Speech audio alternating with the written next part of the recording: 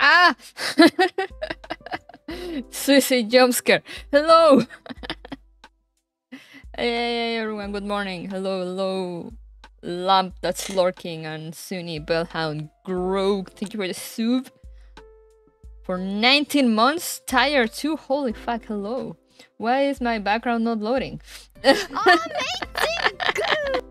What's up with my background? What you guys do to my background?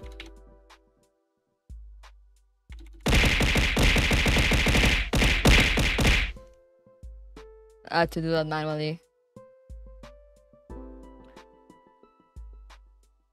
I'm gonna actually restart this as admin. Sometimes it works. You ate it? Why did you eat my background? What am I gonna do now? I'm just floating here in the void.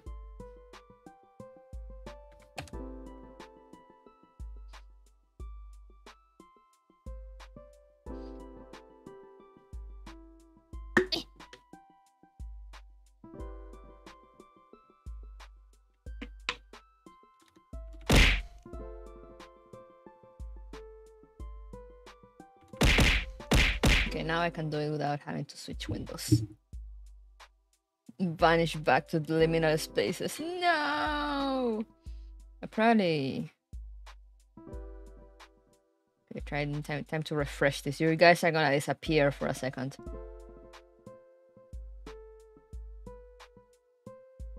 There we go.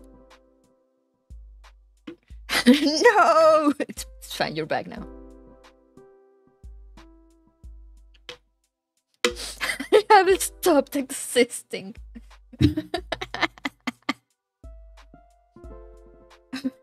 I got better. I stopped existing, but I'm better now. So yeah, good morning, guys. How's everyone doing? Ignoring the fact that I was sitting on the void for a little bit and I had to Thanos snap everyone to fix it. That's a way to start a Sunday morning. Also, hey PCU, I knew I forgot to greet someone. She turned me into a nude. I got better.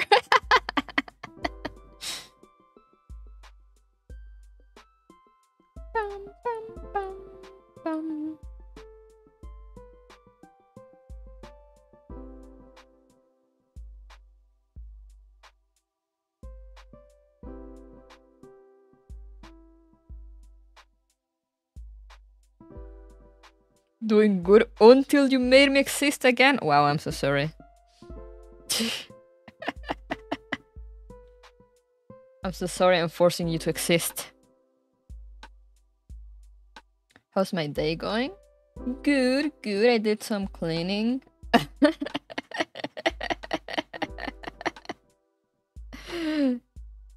I did some cleaning. I took a shower today. Remember that I do take showers on Sundays. That is a known fact now.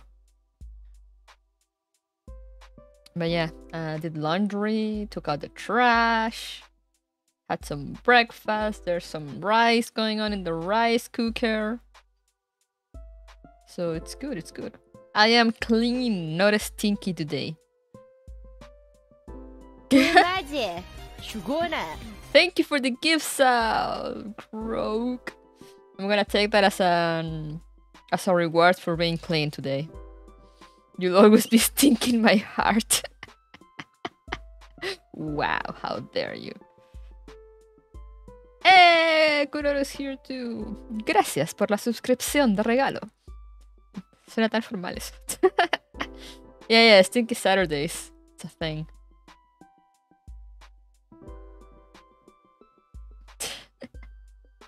Reminder that I am stinky on Saturdays. But not on Sundays.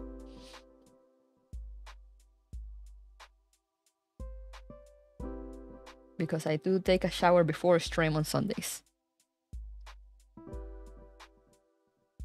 That was supposed to be a night train. No, yeah, it needs more, I think.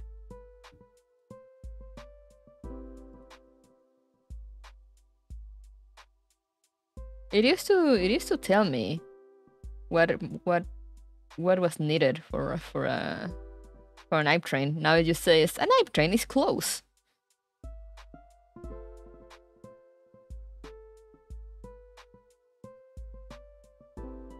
Just resend the countdown. Ah, that might be it. But yeah, thank you. But yeah, who's ready for some existential dread in Necrobarista? Hope everyone is. I sure am. Sorry, I'm looking at my nail. I have my broken nail exposed now. I'm letting my finger breathe, and I'm just like living on the edge. The dream is dead. That's my whole existence. More, yes. But now we should have I have the what's it called? I have the side story of Samantha, which was the girl that was flirting with Maddie last time, if you remember. had a very nice moment that I still love. That she just plain out telling like, "Are you always this tense when people flirt with you?" And Maddie just died on the spot. It was great. I loved it. Your nail is more horrifying than any existential crisis could ever be. Bro, I'm just like, I'm still waiting for it to grow enough so I can cut it properly without deleting my finger. And it's still not there. And I've been wearing a band-aid for like an entire week. So like my finger is all weird and puffy. Which is why I'm letting it breathe now. before I send it to the shadow realm again.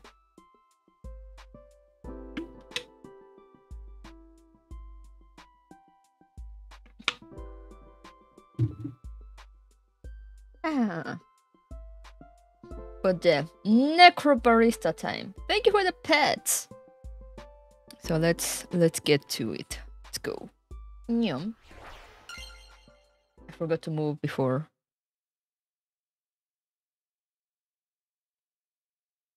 It's not like we don't get enough existential crisis in the Mika games. True. But there's never enough, you know? There can always be more. Anyway, game soundtrack jump scare. So be ready in 3, 2, 1. Oh god, that's loud.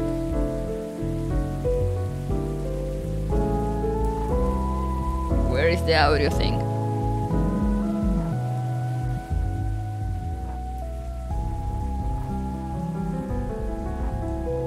I have been spooked again. I'm just that powerful. Okay, let me lower this to a proper volume so our ears are not blasted to infinity and beyond. I think that still might be a bit too loud.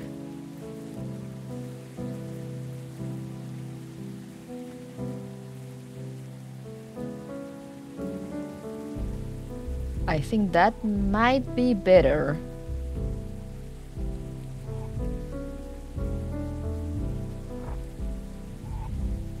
But anyway, I can always adjust at any time, so... Looking to the battery, I've got my eye on you. Oh no. Thank you for the lurk though. Actually, I think it's still a little too loud.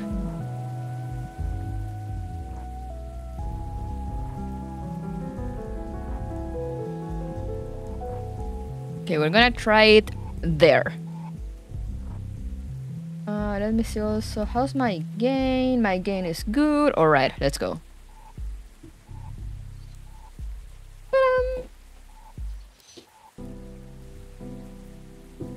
As always, at any point, I think I said this already, but yeah, at any point to let me know if the audio could use a little more bump up or like lower, and I will adjust.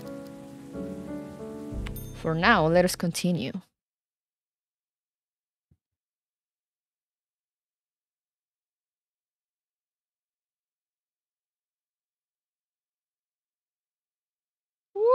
loading screen. Don't you guys love a loading screen?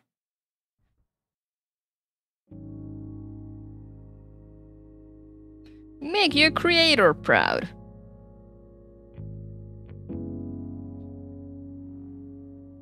Devil's Den.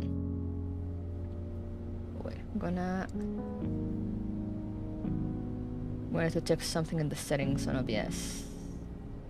A little too late, but it is what it is.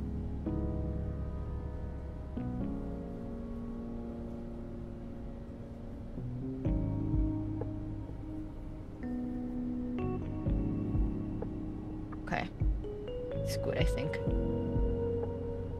I'm running OBS as administrator now, so hopefully we won't get weird frame drops. Ashley's Inventions 2.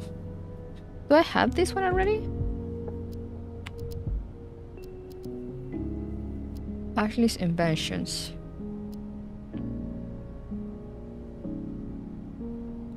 Ashley's Inventions. We do not. And where is 1 then? We have Ashley's Journal, not Inventions.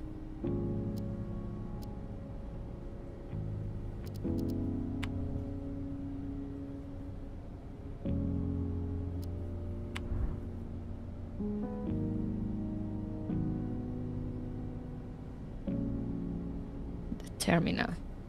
A letter from Sophie Cordova. Something down under. Okay, I think all these are new. But where is 1? Okay, we'll need to look for Ashley's Inventions 1 later. Cut!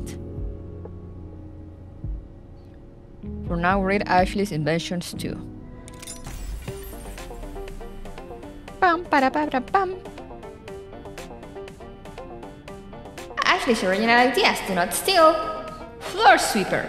My last experiment with the kitchen assistant V1 was a big success if you measure success in how quickly it was able to pulverize things generally. The throwing objects at the ceiling technique does not work for pulverizing carrots or celery for salads, but it is very good at pulverizing halogen lamp bulbs. This made me think about how much better it would be if the floor were self-cleaning. Ashley's can sweep up a bit, but usually all they do is mop dust around and it's hard to get them to actually collect debris and put it into the trash. If the entire floor were covered with air jets, any small bits of debris that drop onto the floor will get quickly whisked away toward the corner, where a vacuum or something will suck them up into the disposal chute. Having a bunch of air jets will require a lot of power to run. But air isn't the only fluid that could be used to carry dirt and dust and broken shards of halogen lamp bulbs. Water could also probably do the trick. The issue is that water will damage the floor. This song is very loud.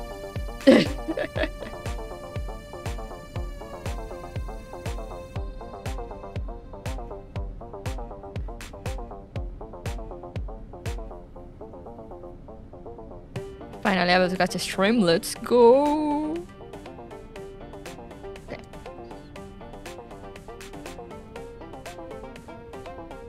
Water could also probably do the trick. The issue is that water will damage the floor. Ripping up the wooden floorboards and pouring concrete will solve that problem, and we could mold the concrete in a way that is shape directed the water toward a drain in the floor. That will mean no more need to sweep. We could just hose down the entire cafe at the end of the day and it will drain itself. Then it will be dry by morning. That's actually a really good idea that doesn't require any special equipment or specialized hardware once the floor is installed. I should copyright the idea to make sure that nobody steals it. Update. After several days of calling the Australian Copyright Council, I finally talked to a person who told me that what I want to cover in inventions is a patent, not a copyright.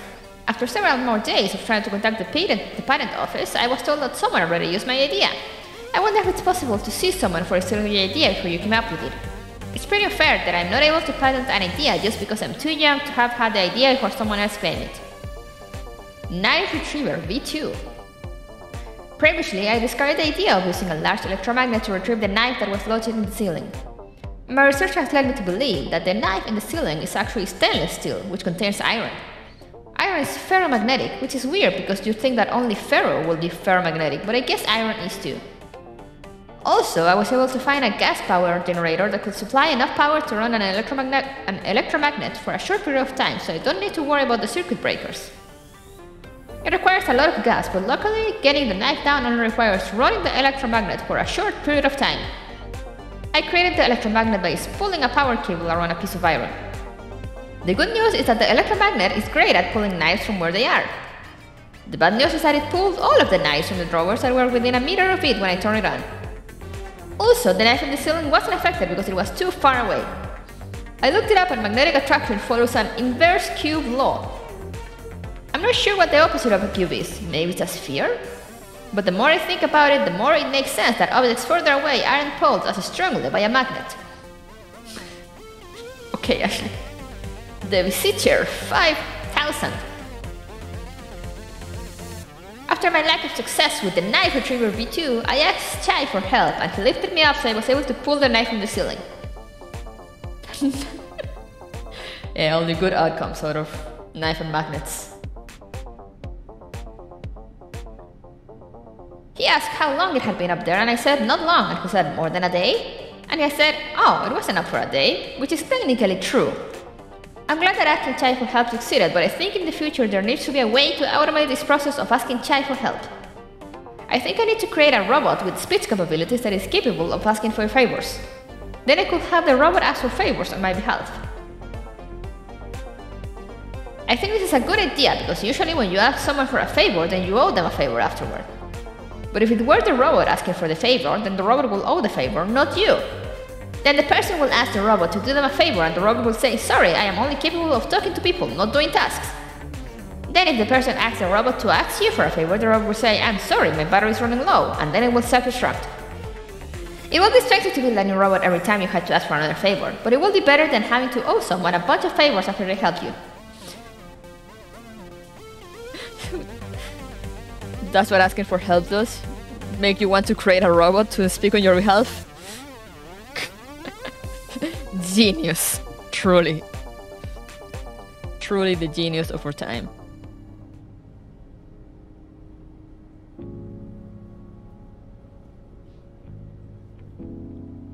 Something down under. That is not Australia?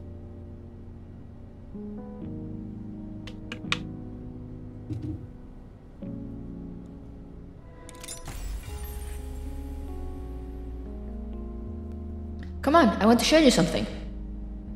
For a moment, Tuan thought of grabbing Hannah by the hand to lead her, but he couldn't bring himself to do it.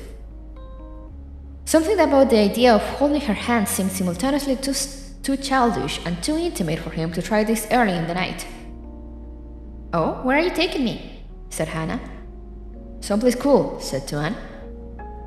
He located a ladder leading down from the lower level and gestured to it. After you. And now you're asking me to be the first one to jump into the gaping maw of whatever monsters might be lurking down there. Hannah shook her head ruefully. Where have all the gentlemen gone? Tuan smirked. I think a gentleman might say, ladies first. And I think a lady might say, I'll stand quietly behind while you deal with this street ruffian.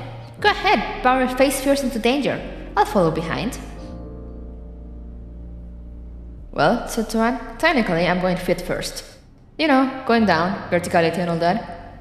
My head is actually the last part of me that will be arriving on the lower level. Are we going to keep standing here bantering, or are you going to show me whatever's down there? Said Hannah. You seemed enthused by the idea only a few moments ago. I guess I just got distracted by your cattiness. Hannah got on the ladder on top of Tuan. Don't look up. Trust me, you won't get to show your respect if you do. Fine. Tuan ascended the ladder, keeping his gaze decidedly horizontal. After arriving on the level below, he studied his feet until Hannah landed beside him. Hannah joined him in studying his feet. Oh, please don't tell me you're one of those freaks who's obsessed with his sneakers. Nah, said Tuan. Just the kind who finds the sight of his own shoelaces a safe distraction from whatever he's trying to avoid looking at. Oh, good, said Hannah. Did you hear about that brawl in Darwin? No, said Tuan. Well, it was actually Darwin, California. You know, these international news sites always trying to sucker me into reading stories about what's happening in America. I Anyway, nobody was hospitalized, but several kids walk away from that store with black eyes to show to their friends. I can understand that collectibles are a big deal, but come on, we live in a society. I don't think I'll ever understand the sneakerheads. How does that relate? Wait, that's actually a thing? Said Tuan. Yeah, said Hannah. You didn't know about it? It's really big with hip youngsters. I guess I don't pay very close attention to the behavior of hip youngsters. Well, that was evident from the moment I laid eyes on you, said Hannah. But you seem adventurous enough. Maybe one day you'll encounter one of them. On that note, what are we here to see? Tuan led Hannah to one of the portholes of the room they were in. Look at this. Whoa, that is, indeed, a porthole. No, I mean, what's on the other side? Yep, said Hannah. That certainly is water on the other side of that porthole. Hold on, said Tuan. There's supposed to be a... He trailed off. A what? I don't want to spoil the surprise, said Tuan. Well, you have effectively replaced my awe and wonder of seeing the sea through a porthole in the basement of a Melbourne cafe with a feeling of disappointment that I'm not seeing whatever it is I'm supposed to be seeing. Hola! Tuan checked several of the other portholes. This is weird. It's usually... The sound of something landing behind them caused Tuan and Hannah to spin around and face the ladder they just climbed down. A girl with twin tails stood up from a crouching stance and dusted herself off. Did you just jump down? Said Tuan. Yep, said the girl. It's only 10 meters. It's only 10 meters. And to think that we wasted our time climbing down that ladder like schmucks, said Hannah. So, Tuan stood, gawking at the girl for a few moments. Sorry, I don't remember your name. I'm Ashley, said the girl. I guess turnabout is fair play, because I don't remember your name either. It's Tuan. And I'm Hannah. You two know each other? Hannah said to Tuan as she pointed at Ashley. Yes, said Tuan. We know each other so well that we greet each other by asking each other what our names are. That's a great greeting ritual, said Hannah. We should try to popularize it. You know, normalize introducing yourself by name, even to people you met before. I bet it will save some people from a lot of awkwardness. Not everyone is good with names, you know? Yeah, that's me, I'm bad with names.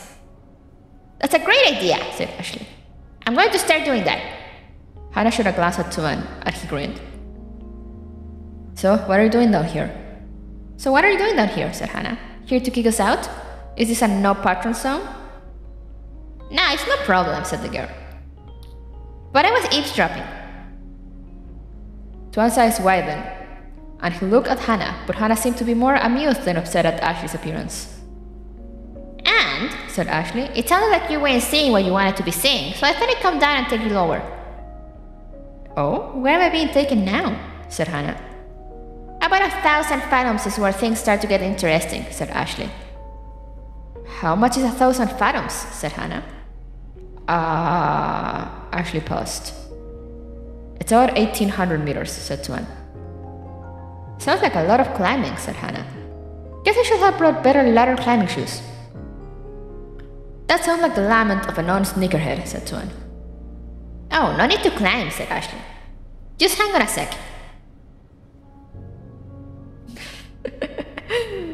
I'm glad to know we're all terrible with names. Ashley woke up to a panel with several mechanical levers, and after several moments the water outside the porthole began changing hue. What was that? Said Hannah. Swordfish, said Ashley. Actually, I'm pretty sure it was a sailfish, said Tuan. I'm pretty sure you made that up, said Hannah. No, really, said Tuan. They're a marlin, and they have a long bill like a swordfish, but they also have a broad, erect dorsal fin. If you had left the word erect out of that sentence, I might have believed you, said Hannah. No, he's probably right, said Ashley. I've seen him down here with marine biology books. He's a huge nerd, so I definitely trust his word over mine. Well, I'm glad that's settled, said Hannah. The part about you being a nerd, I mean. I think the sailfish with an erect dorsal fin still sounds kind of sketchy to me. Eventually, the room stopped descending, and Hannah looked outside the porthole. Now I see what you were excited about. There's a lot of stuff going on down here. Hey, nerdboy, what's this one called? Tuan tried to follow Hannah's pointing finger. Which one are you pointing at? That shark-looking thing. It looks like it's as big as a whale. Oh, said Tuan. That's a whale shark. See, said Hannah. I knew you were just making up names. No, that one's right, said Ashley. That's one of the few ones I know, because it's so easy to remember. It's a cross between a whale and a shark. Whale shark. So, said Hannah, this is the level of the ocean where interspecies romance happens. There isn't actually any whale DNA in a whale shark, said Tuan. It just has that name because of its size. It's the largest known species of fish. Hannah shook her head. First it's a whale shark, then it's just a shark, and now it's a fish. Tuan, the thing you need to know about making stuff up is that you need to stick to one version of the story. Sharks are fish, said Tuan. You didn't know that? They have gills. I'm kind of surprised you didn't know. I don't think you're the one who should be surprised by any of this, said Hannah. Everything that you've shown me down here is totally weird. Me not knowing that sharks are fish? That seems very normal to me. Hey, Ashley, do you know that sharks are fish? Did you guys know that sharks are fish? Nope, said Ashley. This is my first time hearing it too.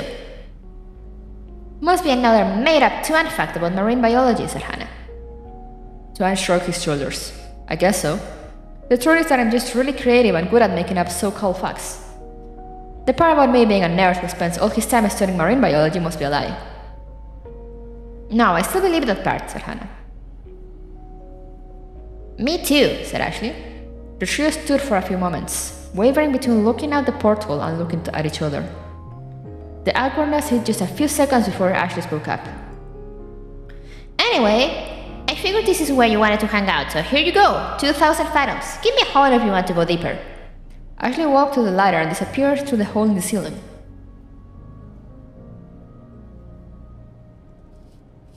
And he just left them there, I guess. And that's how they died.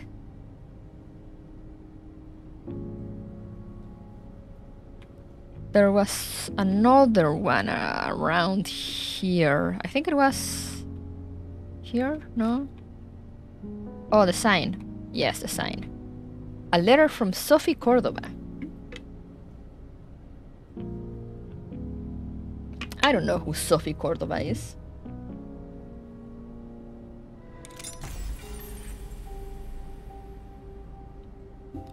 My dear Maddie, thank you for getting in touch with me. Or perhaps I should say congratulations. I make such a point of making myself hard to find that it's always a surprise to hear from anyone. I sometimes find myself fearing the day when I'll be contacted by someone who isn't a fan of mine and who is more interested in locking me away than seeking my advice. One might think that people interested in putting me away will be more capable and in possession of more resources than those like yourself, who simply possess curiosity, and yet it's always the latter who managed to break through the veil I've erected between myself and the outside world. You're the first in over 3 years to manage this, and so it is now time for me to find another hiding place. If your next letter manages to find me, I'll truly have something to worry about. If you're looking for a solution to the problem you outline in your letter, I'm afraid I must disappoint you. My business is that of teaching people how to ask the right questions so that they can find the answers themselves, not giving the answers. After all, the most worthwhile answers are the ones I haven't found yet. That being said, your question about time transference is an issue of special interest to me. The idea of storing vitality within a living, non-sentient creature such as a plant is one that I've long considered. The issue has always been one of retrieval. If you did find a way to transfer vitality from a plant into a sentient creature, it will result in a tremendous discharge of energy. Such a great discharge that I'm sure it will kill whatever subject was on the receiving end. Absorbing life force from something doesn't seem that it will do much good if it kills you in the process. Consequently, I've never experimented with this process myself. Even if I have earned a reputation for being a rule breaker, there are certain things that are simply off limits. Your idea of using a non-living soul as a target for transference is an interesting one. No risk of scaring the vitality recipient if it's already dead. Of course, that would require finding a way to infuse a non-living soul with vitality in the first place. And being that most reanimation techniques involve a significant discharge of energy, using the vitality transfer as a trigger will effectively be killing 2 birds with 1 stone. Of course, reanimation is a far cry from necromancy, but if your only problem is one of living on borrowed time, well, you know better than I do how to resolve the particulars. I'm an alchemist, not a necromancer. If I can offer you one piece of advice, these kind of vitality transfers are not something to be experimented with. Any time that time is borrowed or lent, you are making an alteration to a ledger that the powers that be keep a very careful eye on. Even the smallest of disturbances is enough to attract their notice, and attracting their notice will put a quick end to any research you might be in the midst of. So, if you are going to try a vitality transference, don't experiment. Go straight for the end goal. If you're going to catch the attention of those whose attention you do not want, make sure that the endeavor is worthwhile. If you have a good reputation, it will be a shame to squander it on something so trivial as allowing a mouse a few extra seconds on this side of mortality. As I say, go big or go home. I appreciate you're taking the time to write to me. You've given me new things to pontificate on, and perhaps one day you may see the results of that pontification in one of my future volumes. Of course, it should go without saying that you won't be able to reach me again, at least not the same way you did before. I've been found, and that means I need to do a better job of covering my tracks. While I rationally hope that I'll never find myself in a position where a fast letter finds me, there is always a part of me that hopes that one of my readers will manage to track me down. Who knows, perhaps the next letter I receive at my next residence will come from you. But I'm sure that you have better things to do with your time than trying to track me down. There's a time to adopt the posture of a student and focus on learning, but it's obvious to me that you are someone who has spent plenty of time learning things and is now ready to do things. So do things, Maddie. Do big things, do dangerous things, do things that break the rules. Not all rules need to be broken, but if you're smart enough to find me, you're smart enough to know which rules are worth breaking. I'm grateful that it's always the reader male that seems to find me, and never the demands to appear before some kind of tribunal or committee. I used to think that this was a long string of extremely good luck on my part. But over time, I've come to realize that those who wish me gone lack the insight of the people who earnestly read my work, readers such as yourself, who are the only ones who truly know me well enough to understand how I think and where I will hide. Bravo, Maddie! You've demonstrated your ability to think like me. Now you must learn to think like yourself. Yours truly, Sophie Cordova. I think she's the one that writes the alchemy books that we read. Yeah. TLDR, break rules.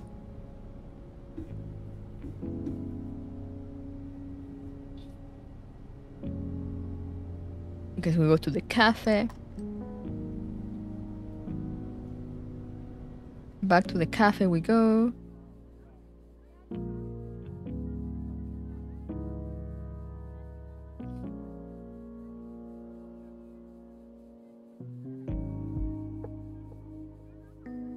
Do I have this one? Delicate operation. Yeah, I do.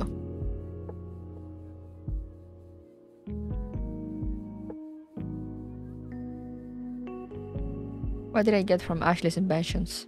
Faces!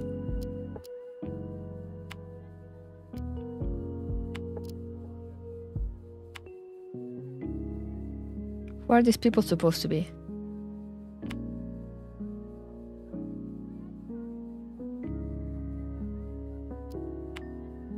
And this is from something down under. I love all the sketches. Look at them, the boys. The boy and the girl. The babies. Alright, where is... Keep the balance... Can I go up there? Nope. Searching for new stories to read. Advisory role, I have that one.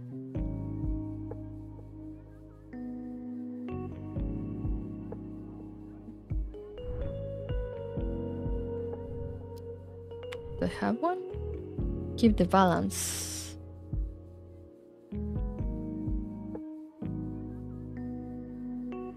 Yeah, I do. What else is around here?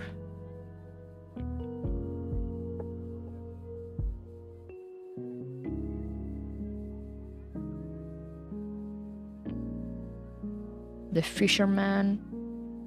We also have it. I'm pretty sure I have both the fisherman 1 and 2. Where is it? The fisherman. Oh yeah, it's the first one. So we go down. This one I also have Maddie's inbox.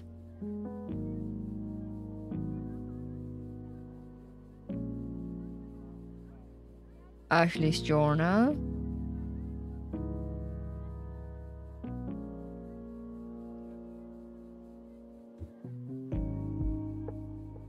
Excuse me. Aha, there's a side story. Home. Judgment. Studio mode. The tree, I also have it. There's one on the tree.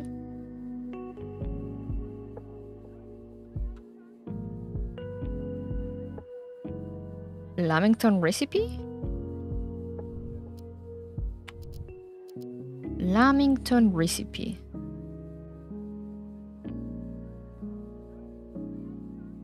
I don't see that here. Aha! Let's see. What is this about? Or it's literally just a recipe. It looks like just a recipe. Authentic Australian lamingtons. Ingredients. Take notes, everyone. 200-gram butter, 1 cup castor sugar, 5 milliliters vanilla extract, 3 Malifaux eggs, 500 grams self-raising flour sifted, half a cup of milk, 2 cups of shredded coconut, icing, 4 tablespoons of sugar mixed and dissolved in water, a quarter cup of cocoa powder, 100 grams of butter, a half a cup of water. You will also need convection oven, lamington pan, 3 centimeters deep, 20 by 30 centimeters base, baking paper, an electric mixer, a lamington. Possible substitutions. Chicken eggs can be used in place of Malifaux eggs. If electricity is not available, whale oil mixers can be used instead. It is strongly hypothesized that a homunculus made with lamington DNA could be used in lieu of a natural lamington, but no confirmed tests have been confirmed, due to the lack of success in producing actual homunculi, especially homunculi capable of baking. Instructions. Grease the lamington pan, line with baking paper. Using an electric mixer, beat butter, vanilla, and sugar until airy. Add eggs to mixture. 2. Have your lamington stir flour into mixture and add milk. Have lamington pour into pan and smooth. At this point, you may dismiss your lamington. They are no longer needed. 3. Bake for 30 minutes. 4. Make icing, boil water and combine ingredients. Beat until smooth. 5. Apply icing coating, 1 mm thick, and sprinkle coconut. Repeat until all icing and coconut have been used. Note that it is not necessary to have a lamington perform this step. Tips for procuring a lamington. 1. Any recently departed lamington who comes into contact with a 40-60 mixture of vanilla and coconut will begin to glow red. Note that a 30-70 vanilla coconut mixture will cause them to glow green. The 30-70 mixture can be used in the case of potential lamingtons who have particularly flush cheeks or are otherwise difficult to identify by a red glow. But this is generally discouraged as the effects can persist for several hours and can often be unsettling to guests. 2. Only around 20% of people who claim to be lamingtons have actual lamington ancestry, hence they need to test potential candidates. Be particularly skeptical of anyone who claims to be directly descended from either a lord or lady lamington. Lamington pretenders uniformly claim to be descended from a former lord, leading to the overwhelming of these claimants being false positives. 3. Most lamingtons were agricultural workers, so anyone claiming to be descended from a farmer of lamington is more likely to be credible, but should still be tested to verify authenticity. 4. Do not bother testing anyone claiming to be descended from the 3rd Baron of Lamington, as Victor Alexander Brisbane William Cochrane Bailey died childless. Gluten-free option? Question mark. Having a lamington stir self-raising flour into the mixture is critical to the synthesis process and will not work with a non-gluten alternative. That feel one no GF option.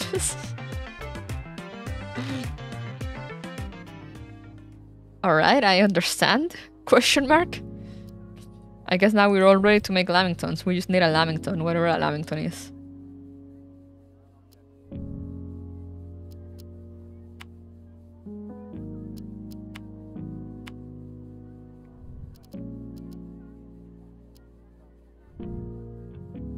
Hey, yo. Oh, this is the dudes. This is the people that we're gonna see now.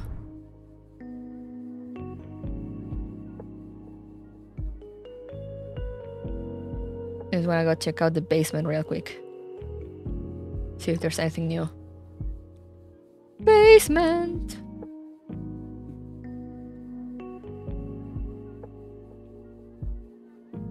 Basement.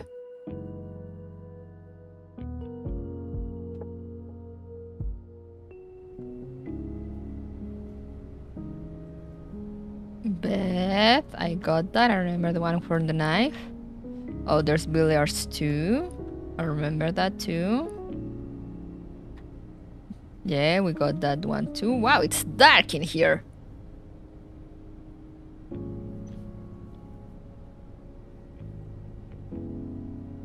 Ashley's journal too. We got that one too.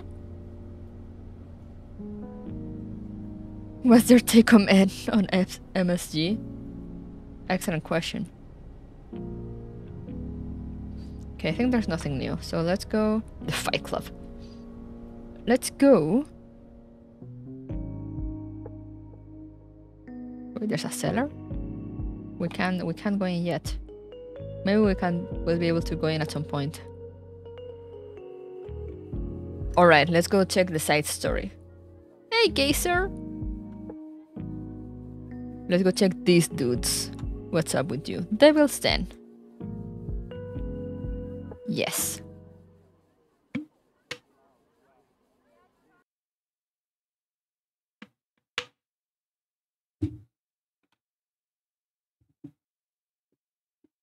Loading.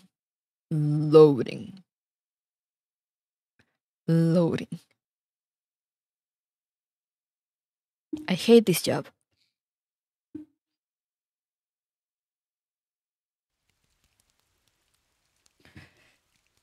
Kiyoshi was angry. Samantha always found it difficult to see him like this. She felt his anger and his pain as if it were her own. They shared a heart, a bond exclusive to them. But anger was also a form of passion, and Samantha considered Kiyoshi's passion one of his most admirable qualities. You know, I hate it here too, but I can't walk away from this job. Neither of us can. You know, the stress is going to kill us one of these days. Stress won't be the thing that kills us. Don't say that. You're right, I'm sorry. I love you. I love you too. Stay safe. Samantha sat alone, nursing a glass of gin. The terminal had a warm atmosphere, a far cry from the immaculate, glitzy pub Holic where she spent just shy of 6 months as a cocktail waitress. In fact, there was almost nothing in this cafe reminiscent of pub Holic, which made it a perfect place to brood, with precious few reminders of her previous gig.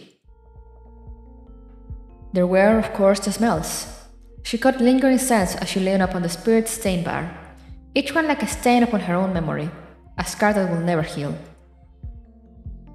Not that she hadn't been left scarred by other jobs, but she resented the invisible stains left on her psyche by pub Holic, the kind she couldn't hide with concealer and long sleeves.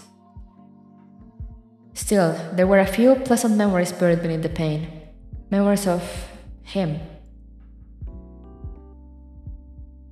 You want me to just leave the bottle here? No, I need to feel that tiny bit of shame when I ask for a refill. No shame in it? Well, there ought to be. Because without it, I'd hit the bottom of that bottle pretty fast.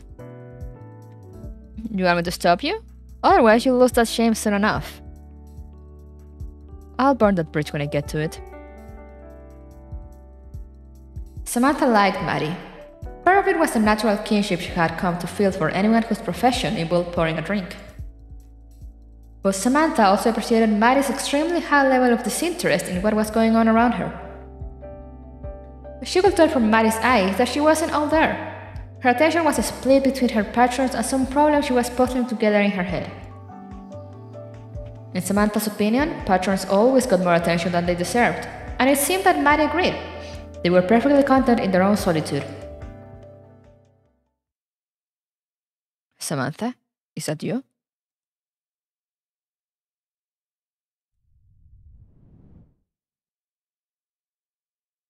Dun dun dun. Samantha, I'd like to talk to you. Actually, this concerns the other girls too. Call them over, won't you? Nakamoto made the suggestion as if it had just occurred to him, but it was clear he didn't intend this to be a private conversation. The other servers were within earshot, close enough to hear Nakamoto's request. But he clearly wanted Samantha to beckon them over. She indulged him with the ritual of clapping her hands and calling out. Clara, Iris, Michelle, business time. As Samantha looked across the table at Nakamoto, she realized that she stood between Nakamoto and the other girls like a protector, a shield. The role fitted her fine, and the other girls seemed grateful for it. But Samantha couldn't help but feel that it was exactly what Nakamoto wanted.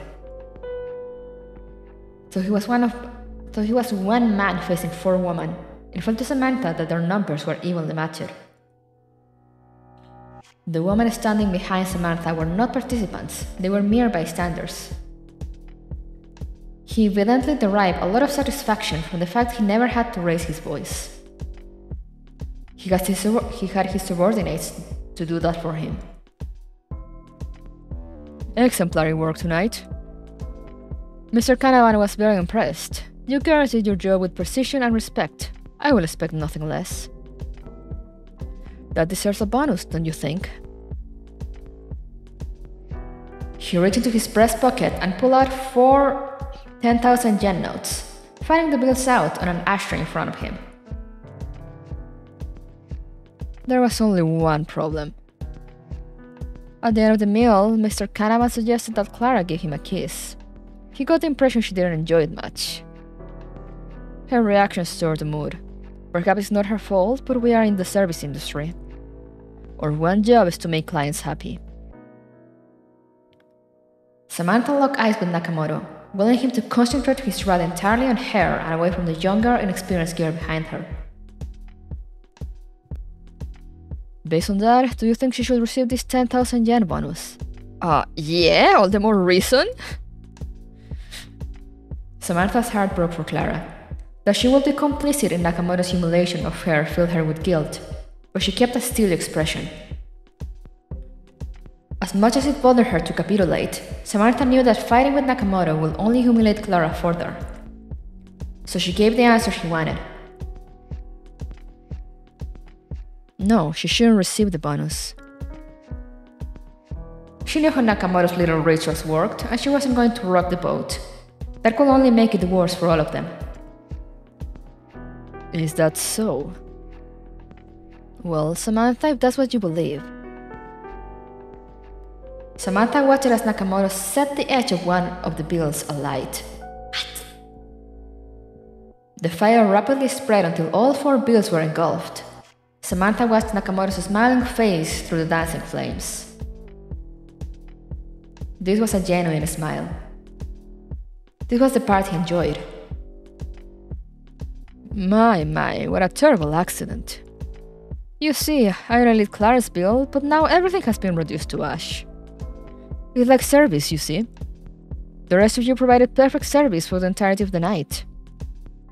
But it takes only one small mistake to ruin the entire experience for the client. What one of you does reflects on all of you, on this entire organization. This deserves punishment, don't you think? Then punish me. I was in charge of planning the event. Any shortcomings during the event are a reflection of my leadership. I take full responsibility.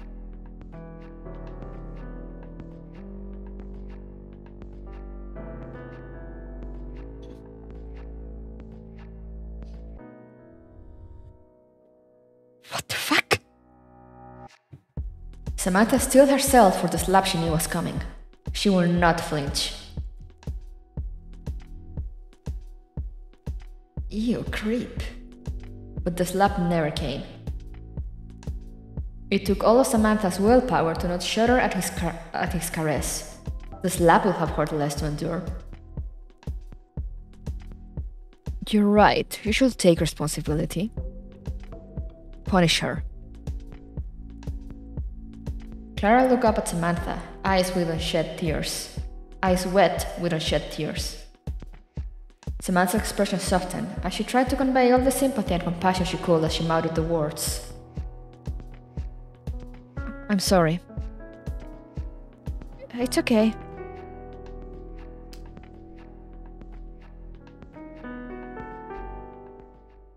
God damn! So when are we getting to punch this motherfucker?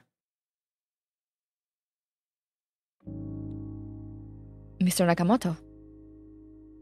I'm surprised to see you here. What are you doing all the way in Australia? Shall I, What can I get for you? She knows what I drink. He'll have a Manhattan. Do you have IMAIbots? Of course.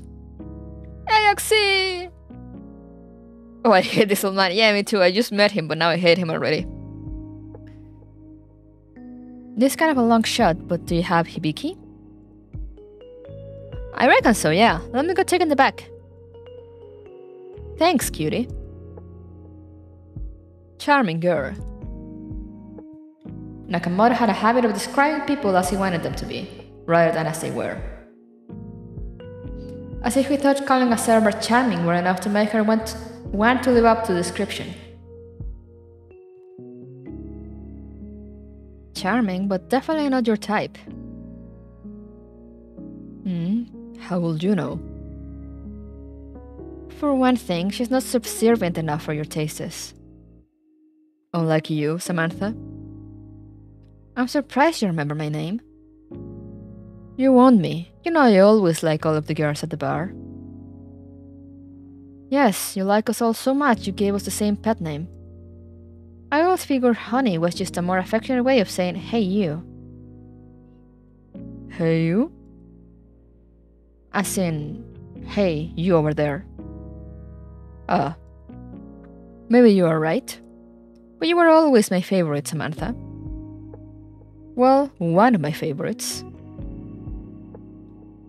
She wasn't sure if that was meant to be a compliment. Given that Nakamoto seemed to prefer girls too inexperienced to avoid his advances, the implication she might be a favorite struck Samantha as insulting. You always did like the oblivious ones. Samantha, you know how the clan is. We wouldn't have hired you if I were a more sophisticated girl. No. Nakamoto seemed to think he was being subtle, but he was never very good at it. I presume the fact that none of the servers spoke Japanese wasn't an accident. What is the point in denying it now? Of course you understand now all that was going on. You only paid in cash. Had your men show tattoos every time they roll up their sleeves. Of course I knew what was going on. But surely you didn't expect. I always knew it was a possibility. But nobody could have anticipated things happening like they did. It was never my intention. I tried to do the right thing. My intentions were good. Yeah, I'm sure they were. How she laughs. The road to hell is paved with good intentions. Samantha glanced again at the white van parked across the road from the bar, then turned away to continue serving, barely noticing the man approaching the bar. A moment later, she tensed up and did a double take. There was something about the way the man walked. Men coming to see Nakamoto were always trembling, afraid. He looked too confident for a man about to talk to an infamous crime boss. That and the white van. It had been sitting there for the past 2 hours, and yet she hadn't seen anyone come out of the van the whole time. She turned toward the door as the man came in, and realized he was suddenly flanked by several men on either side. Their chests were too thick for their stature, The kind of bulk that came from Kevlar under suit jackets. Nobody move. Samantha found herself looking at a badge, a handgun, and several men holding what looked like military-grade submachine guns. Taro Nakamoto, we have a warrant for your arrest. I am Taro Nakamoto. Please, no need for the big guns, you're frightening them. He gestured to the cocktail waitresses huddled behind the bar. Nakamoto stepped forward. He intended to turn himself in. His men watched in disbelief, but one by one they dropped their guns and held their empty hands up. Except for one.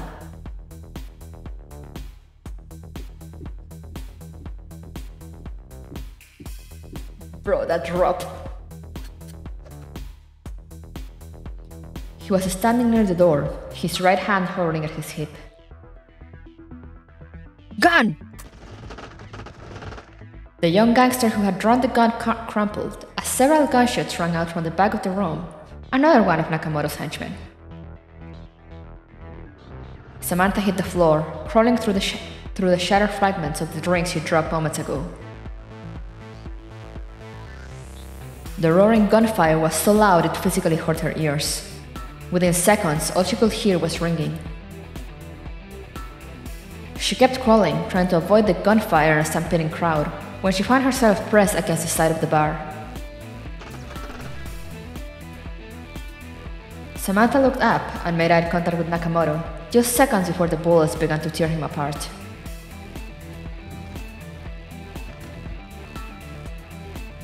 He clattered to the floor, and Samantha found herself face to face with a corpse. As her consciousness faded, two words escaped her lips. Fucking Yakuza. Hey, yo, what? Of course you didn't mean for it to go down the way that it did.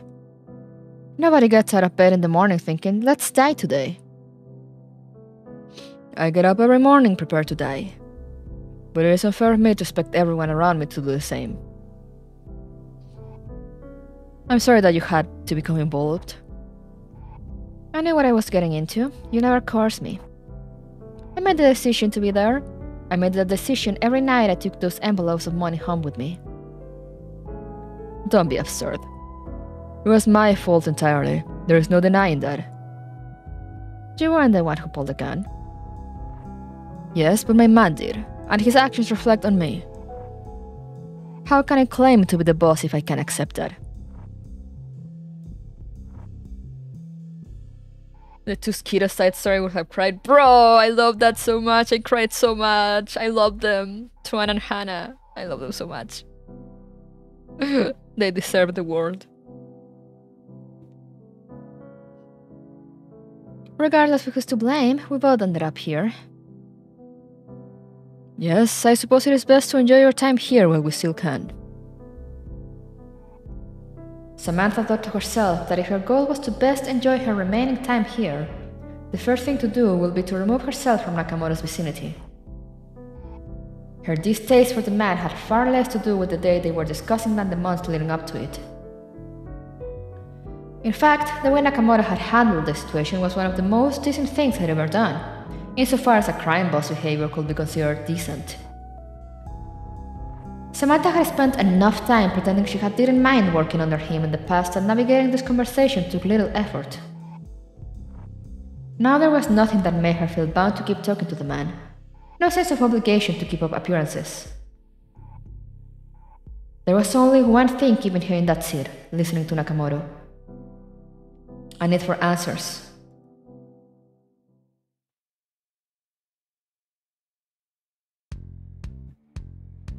Sorry, didn't find any hibiki back there. Found some Shibui Maru though, so that's what you're getting. What a treat. Thank you, Miss... Maddie. Thank you, Miss Maddie. I drink this slow, but I hope you'll have another ready by the time I finish this one.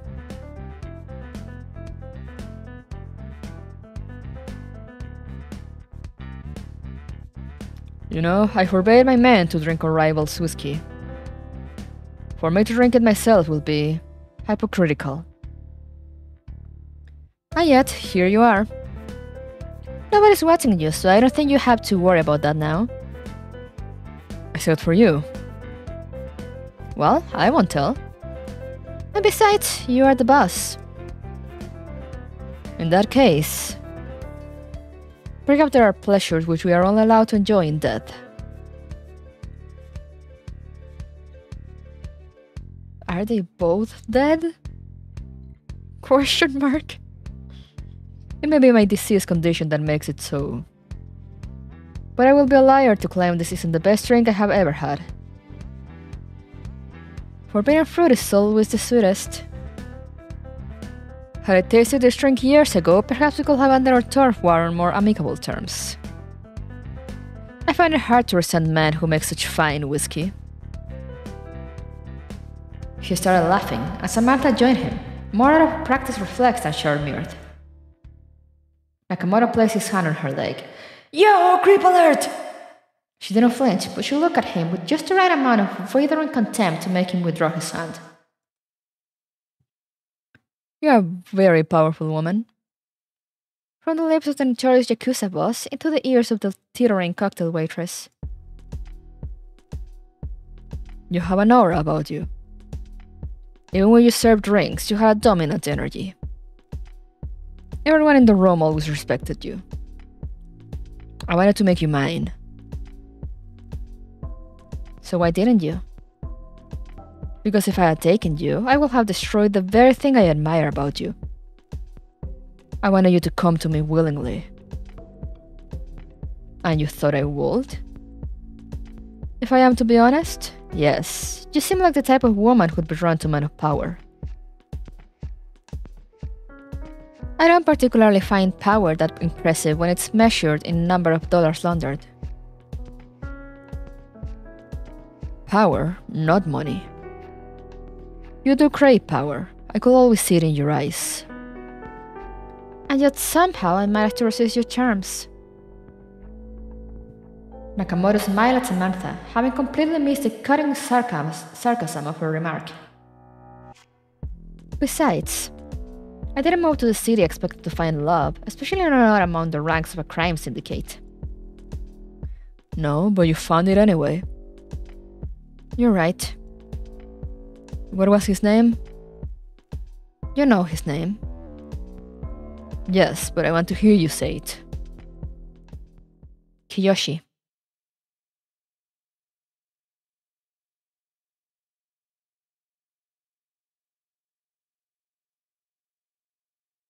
Kiyoshi, what's wrong, baby? Don't worry. Your heart's beating so fast. Something's bothering you. You know how I am. My heart always starts racing whenever I am in bed with a beautiful woman. Stop it. What's really happening? I shouldn't tell you.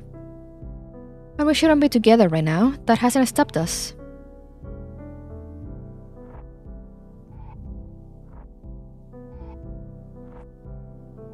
It's Nakamoto-san. He has eyes for you. You think I don't know that? Anyone can tell by looking at him. I'm worried that he will try to take you away from me. I won't let him. I can look out for myself. That is what bothers me. One day, Nakamoto will try to take you, and you won't let him. Nakamoto does not take kindly to being snubbed. Let me deal with that. I hate that man. Shh, don't say that. Why shouldn't I say it? I hate him. Anyone could be listening. If the walls have ears, then let them hear. How can you stand it, serving him every day from under his oppressive thumb? I do it the same way you do. One day at a time. My father told me Nakamoto was a despicable man. I should have listened to him. I feel it deep in my soul, Samantha. If we stay here, bad things will start to happen. We're good at surviving bad things. Not like this. There are some things you can't survive. There are some things you need to run away from. You know we can't do that. There may be a way. What are you saying? Samantha, before I tell you, I need to know. Will you come with me? What are you planning? Whoa, smooth. Tell me first. If I do this, we can never come back to the city. Will you come with me? Will you leave them behind? Nakamoto is not the kind of man that you can simply walk away from. He will be when I am done. Samantha, tell me now. Will you come with me? I can't. Of course you can. The question is, will you? Kiyoshi. His name was Kiyoshi.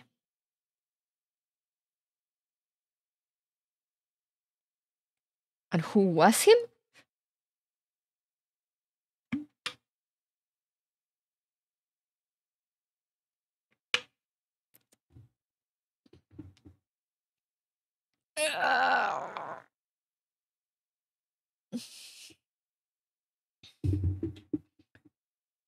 You're not like the others. You're not like other girls. Samantha regarded the young, cocksure man standing before her. One of Nakamoto's men. She knew his name was Kiyoshi. Samantha, of course, had made a point of memorizing the names of all the men who worked under Nakamoto. But she was aware admitting she knew who he was would be taken as a sign of flattery, so she played dumb. Thank you for the hydrate and the stretch.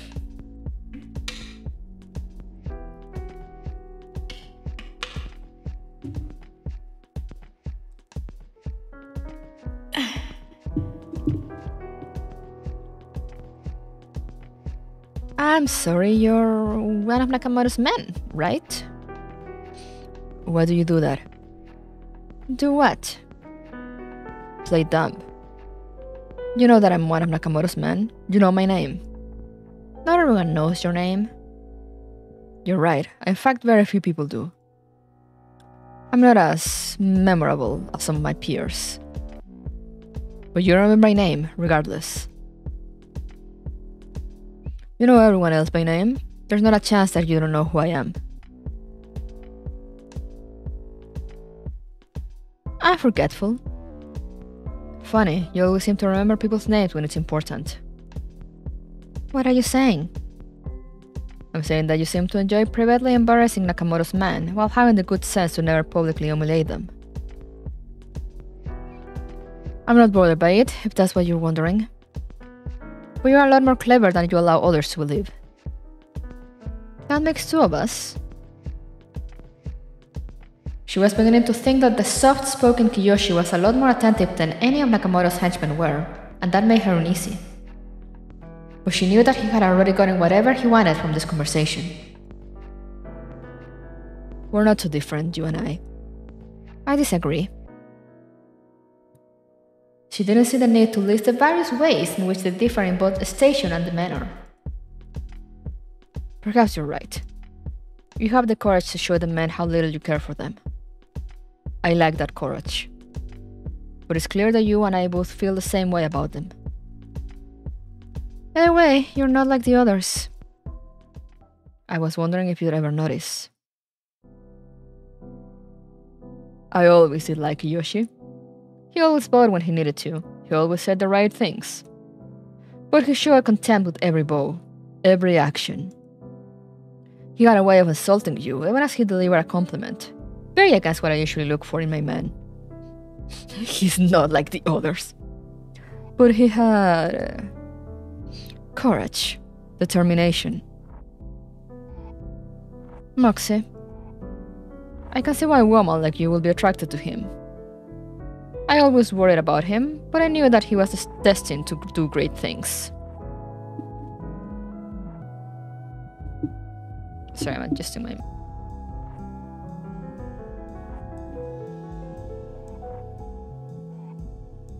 Okay.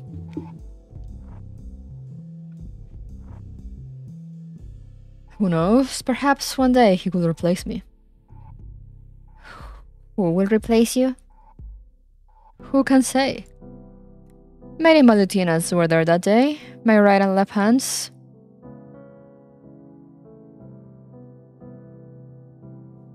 In all the time that she had known him, Nakamoto had never been a man to lean. He always stood stiff as a board, his spine so rigid that it seemed he was afraid that it would snap if he allowed it to bend, even in the slightest.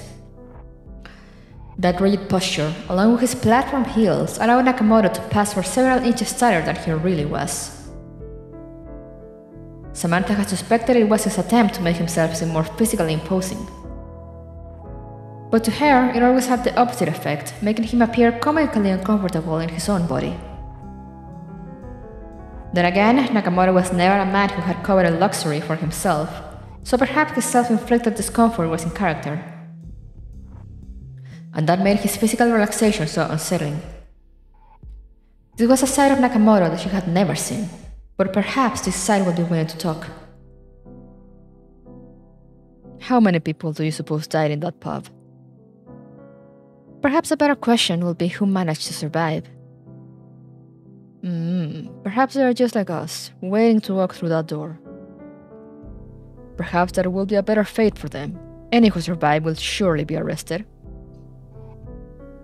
After all, if I had been arrested, I would not be here enjoying this very fine whiskey. Maybe they escaped. I doubt that very much. Yakuza do many things. Running is not one of them. Besides, have you seen Kojiri? That man is too fat to outrun anyone.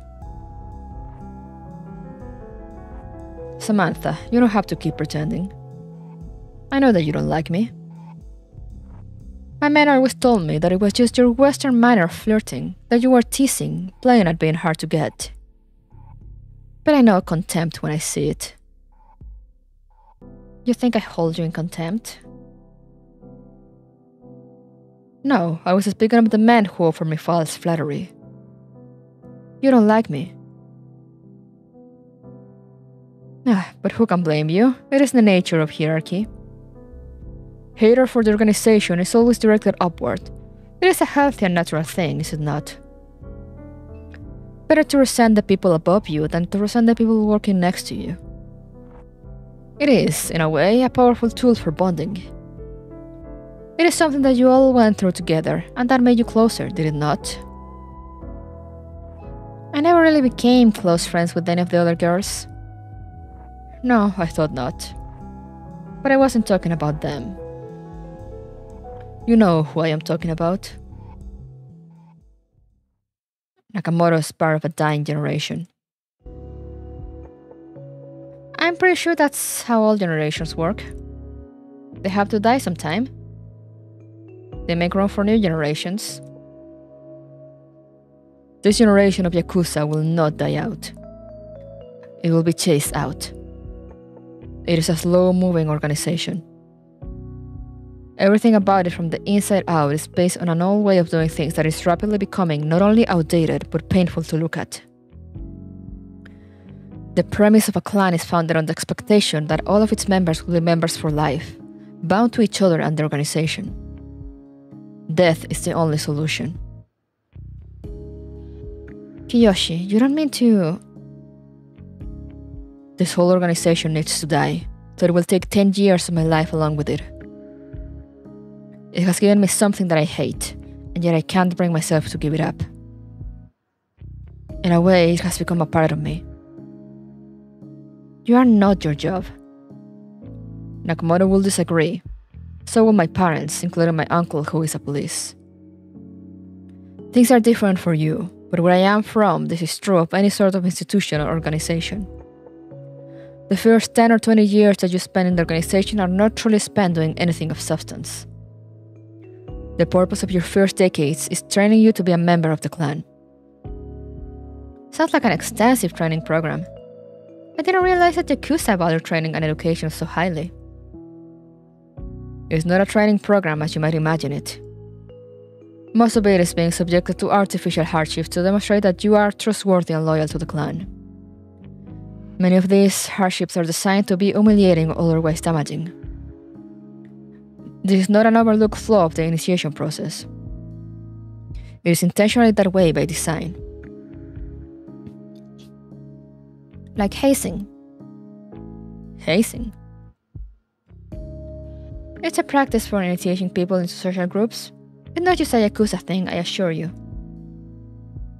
You do this in your home country? I was hazed several times in college. Sororities, other honor societies, that sort of thing. I hate hazing. Organizations addicted to the old ways of doing things. I suppose so. Hazing is a torch passed on from one generation to the next. And I suppose the upside is that you get a bunch of loyal foot soldiers. No, the upside is that you get a large number of people who will only perpetuate the institution, complete with all its flaws. Thank God I never got hazed, me neither. Cheers to that, June. Also, hello.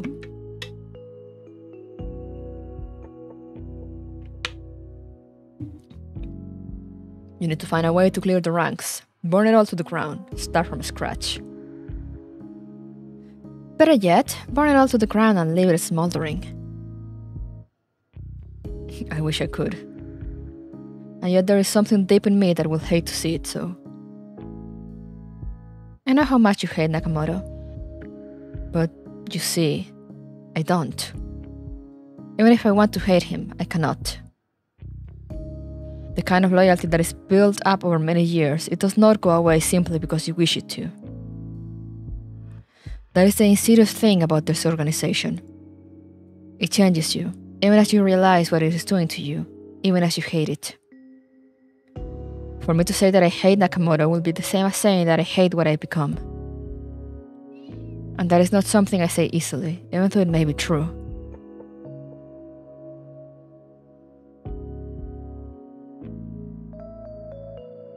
You are not like Nakamoto. I wish what you say was true. You're right, Kiyoshi hated you. What's going up with the shading on her shoulders? Did he tell you that?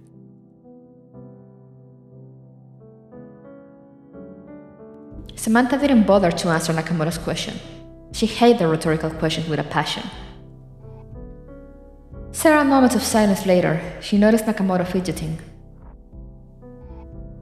Nakamoto was a man who carried himself with an undue amount of pomp, and it was not easy to make a man that straight-laced fidget. She took a certain amount of pleasure from his visible discomfort. The thought occurred to her that the way she tried to get a certain reaction from Nakamoto was not so different from his habit of dominating conversations. But she justified this to herself easily. The worst thing about Nakamoto was that he was a poor steward of power. He diminished the power of others because he enjoyed taking it for himself, and he correctly perceived it as being zero-sum. Samantha didn't crave power, but she very much enjoyed seeing Nakamoto being brought down a few notches, even if only for a moment. Of course he told you all the ways he despised me and my old ways. That is how every passionate relationship begins, is it not? The strongest bonds are built not out of mutual respect, but out of a shared hatred for something or someone. So of course he will pick me as the object of ire to win you over. Kiyoshi was a very shrewd man. He always had a talent for getting exactly what he wanted. You don't know the fair thing about what kind of man Kiyoshi was. He's far more dangerous than he looks.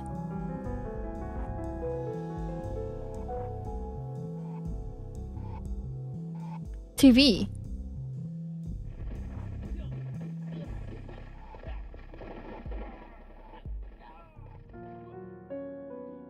I don't carry a gun. Too dangerous. Not when you know how to use one. I don't mean dangerous to safety, dangerous to get caught with. Guaranteed jail time on conviction. And yet somehow all your friends seem to deal with it. Colleagues, not friends. So how come they bear the risk of getting caught with a firearm and you don't? I need to stay clean. The clan has many properties in my name. If I were caught carrying a firearm, it will defeat the purpose. I didn't realize that you had an ownership stake in the clan. Technically I do. But do you think that I actually see any of the money that passes through my establishments? They use my name, but have no power. And if you ever try to leave... Yes, now you understand why things are so complicated. Even if I leave, I will still carry the taint of association. There's no avoiding it. Why you? Why not do it under someone else's name? I may have lied to you before. I told you, I don't carry a gun because there are many properties under my name. Then it is someone who looks squeaky clean. Squeaky clean? Someone with a spotless record. Perfect, free of imperfections. That's me, Mr. Spotless. Though I don't think that anyone in the clan will describe me that way. I'm actually very far from perfect. I am just a man that they needed. I think you're what I need too. What does that mean? Oh. You may not be perfect, but you're what I'm looking for right now. You don't want to be tied up with me. I can't endure these circumstances. How could I expect you to do the same? You need to escape. It's too late for me, but not for you. It's not too late. I have nowhere to turn to. I have been thinking of going to the police. Kiyoshi looked at her with pained eyes, unable to say anything more. Finally, Samantha spoke up. Are you going to? No deal. They will not be able to make a deal without me agreeing to testify against him. And that is something I cannot do, not without fearing for my own life. No matter where Nakamoto is, he will find me. Even dead, his ghost will haunt me. My only option is to disappear. My own crimes are far too great to be forgiven, even if I do betray Nakamoto. And besides, I cannot trust the police. If there is even one corrupt officer who allows my name to escape. Nakamoto has one principle, and one principle alone. Dead men can't talk. There are always more options. You're right. I could inform the police anonymously. Send them to where they can confront one of Nakamoto's deals directly. I know when he's having one of his business meetings, but it won't be pretty. You're the only person I can tell this to. Because when the police finally catch up with him, people will die. And I don't want you anywhere near there when that happens. Can you promise me this? Kiyoshi, I need to tell you something. You can't go to the police. Tell me why I shouldn't. You'll ruin everything. This life is already ruined. The best I can hope for now is a chance at atonement. This may not make things better, but I cannot think of how they will become any worse with me continue to serve under Dad. Dad. Please, Kiyoshi. I have a plan to subvert Nakamoto. All the more reason for me to go to the police. I can't allow you to be the one to run into harm's way. You don't understand.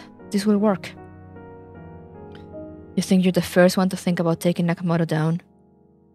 People much stronger than you, people much more well-connected than you have tried it before. How could you possibly succeed where they have failed? Okay. Here we go. Kiyoshi, you are right. I am not like the others. There's something very different about me. Tell me. What is the secret? Well, if you believe that you know Kiyoshi better than I do, you are welcome to think it. Though I don't see how that could possibly be the case. I have spent more than a decade with the man. He was never just a servant to me. Not even close. The boss must hold the respect of his men. It is a powerful bond. Nakamoto sounded frustrated, but his voice grew increasingly soft. Do you believe that your months-long flame with him really meant more than that? Do you really have the ability to look into a man's eyes, to peer into his soul, and sense his true desires and motives? You are truly a fool if you believe this. Samantha found herself taken aback by Nakamoto's aggressive speech. For a moment, she thought that perhaps Nakamoto was right. that she didn't have the soul red on him. But as the moment passed, she came to an infuriating realization. Nakamoto pitied her. Do not underestimate me. As she felt the words leaving her lips, she found herself instantly regretting it. There was no faster way to lose respect than to demand it like a petulant child.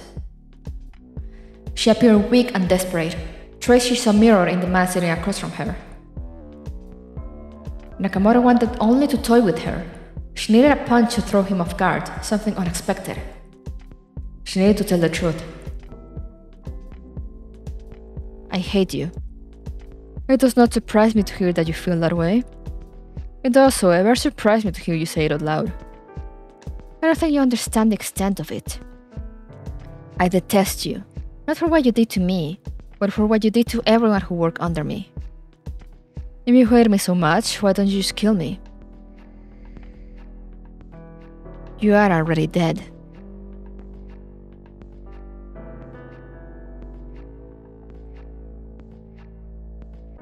You never understood, but I did.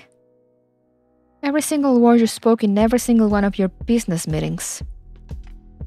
I wasn't the dumb little American girl you thought I was. For me, always thought that a girl like you seemed too sophisticated to be a simple drink server. So, who were you reporting to? Police? Give yourself more credit. It's not just the cops who've got their eyes on you. And give me some more credit. I am no mere informant. So what are you? CIA. What? Part of a 2-year investigation. So you were out to get me from the start, were you? Are you happy that you finally brought me down? Happy that you put me in a body bag? It was a job. I did my duty. I'm sure that, as a career criminal, you can relate. You don't always get to do the thing you want to do. Sometimes you do the thing that has to be done. So, everything went all according to your plan. Not all according to plan. The part where bullets started flying and I ended up here. That definitely wasn't part of the plan. I expected that you don't try to end things peacefully. Well, I guess things went wrong for both of us. And here we are, doomed to enjoy the same fate. Ooh, Hyangi.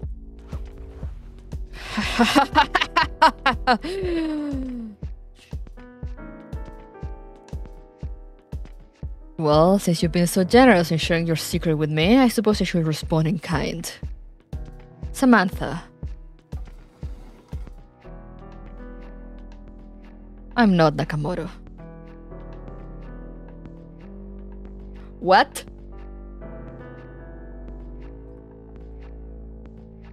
Samantha sat stunned. She had, on occasion, considered the possibility that Nakamoto might merely be a figurehead, that he might just be a middle manager in a larger organization.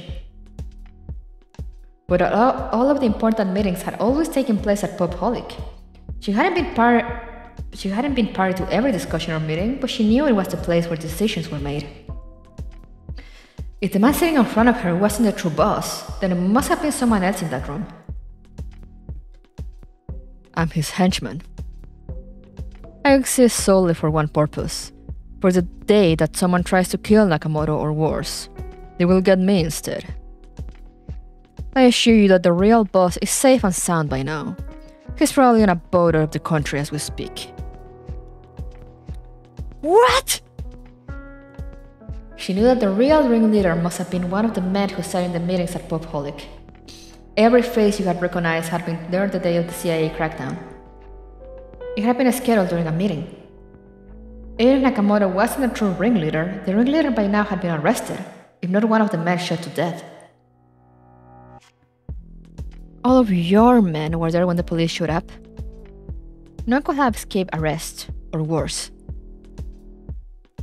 There was one who was absent. Nakamoto, sorry, I guess I shouldn't call you that.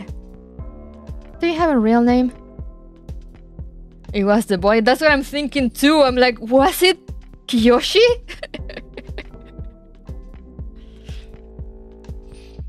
I suppose there's no harm in discussing it now. My name is Kiyoshi. No way!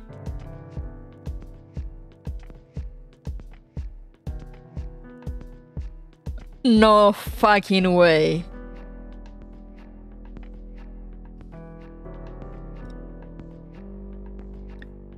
Yes, I stepped into Nakamoto's shoes, and in turn he stepped into mine. A simple switcheroo. How embarrassing for you. So that means the real Nakamoto. For me to say that I hate Nakamoto will be the same as saying that I hate what I've become. The real Nakamoto. He played us like a damn fiddle. Yes, your lover boy was truly the big villain you hoped to take down. Samantha reeled. Physical fatigue, anxiety, panic. These were things she had learned to stave off long ago. Nakamoto wasn't sharp enough to realize just how rare it was for Samantha to find herself dizzy like this. But he did know that he had gotten a reaction out of her. You know you're probably dead right now because of him. I bet that kid in the bar pulled the gun because the real Nakamoto told him to. You may be right, perhaps he left me to die. But then, that is my job as a decoy, to be ready to die when the boss requires it. In fact, he warned me it might be happening. I spotted with him before. He told me you gave him immunity. Mr. Big Bad, never to see trial. Bro! That's not how it works. He can still be charged. But who will charge him? Why will they charge a small fry like Kiyoshi? As far as everyone is concerned, the big bad boss is not dead. Most of the potential witnesses too, I imagine. One of Nakamoto's greatest strengths was his ability to project a veneer of stoicism. He was always the sort of man that expressed his power subtly, never flexing, always taking pride in never raising his voice. But in this moment, he was rebelling. He had nothing to gain and nothing to hide, and he was clearly enjoying watching Samantha squirm. She saw no reason to continue obliging him.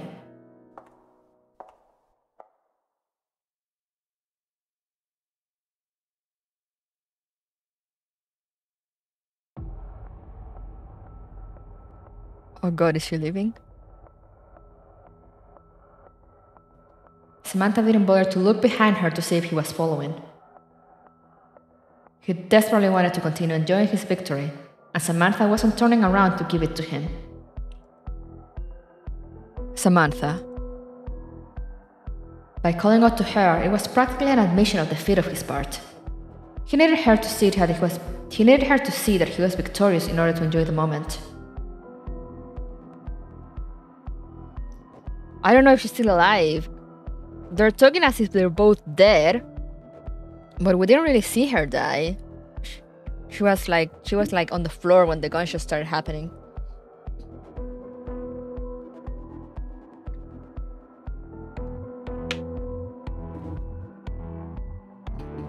A small, petty man, obsessed with status, so obsessed that in the pursuit of it, he had given up the only remaining standing he had left. And so, Samantha couldn't resist succumbing to the same temptation. You have lost everything. The one you thought you could trust betrayed you, and no one will be around to avenge the betrayal. No one outside this place will ever know of it. I know of at least one person who will. Oh? Kiyoshi. Did I ever say I was dead?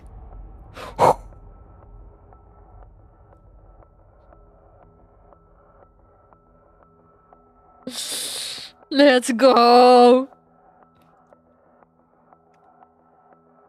Thanks for the tip about Nakamoto. I'm sure he'll never believe how I found out about his identity. What was it he said to me? The dead can't talk. Maybe he needs to rethink that. Trust me, Judge, a ghost told me about this. She started to turn around, but the one thing that stopped her was the look in his eye. The look of someone who was finally unhinged and realized that he truly had nothing left to lose, not even his own dignity. It was the look of a man who was ready to fight. Samantha had spent 6 months working under the man she knew as Nakamoto, observing him as he did business with myriad parties. Before, she thought she knew what it meant to see him angry in the moments when he flexed his power over his underlings. She thought she knew what a wrathful Nakamoto looked like. She realized now that the anger she'd seen from him previously was simply called calculated malice. This was rage.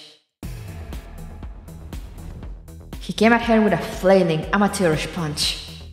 The framing of this shot is so strong. I know, right? That's also what I love. Like with the music and the writing and the shots makes everything so amazing.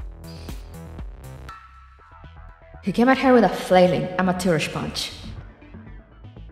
His arms were longer than hers, but she trained for this. Samantha drove her fist into his chest. Against a being of flesh and blood, this will be an instant knockout. But Nakamoto didn't even register the hit.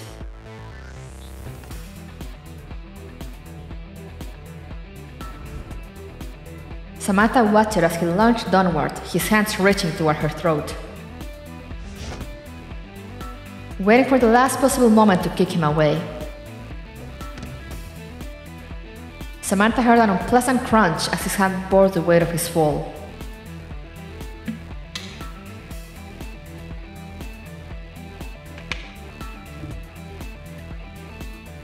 A crunch, but no howl of pain. He was already up, his hand quickly erasing any sign that he had sustained the fall. You! It was only the inertia of her kick that had forced him back, and once he regained his footing, he came at her again. Samantha couldn't stop Nakamoto in hand-to-hand combat. The cafe's enhancement kept its customers' bodies intact as best it could. But as with everything that stood in Samantha's way, she'd found a workaround.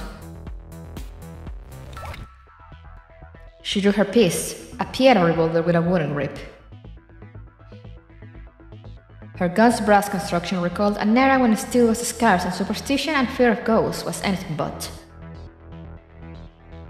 It was no coincidence, then, that the black powder weaponry of the 19th century was perfectly built for causing real, tangible harm to wayward spirits.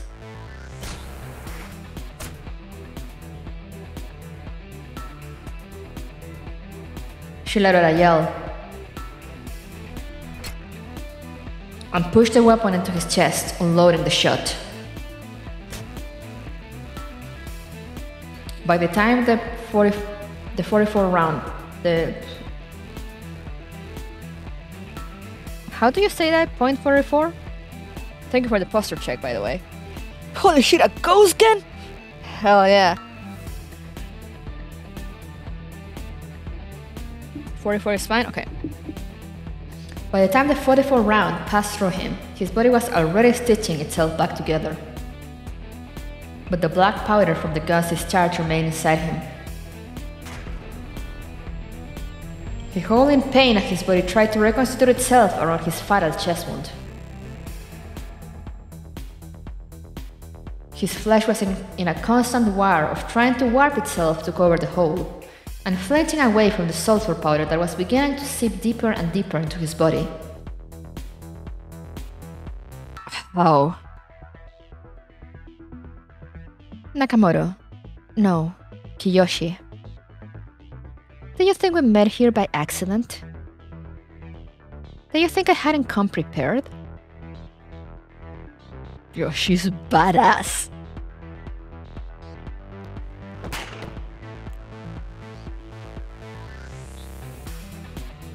He tumbled to the ground and rolled over on his side, trying to get up on his one good leg.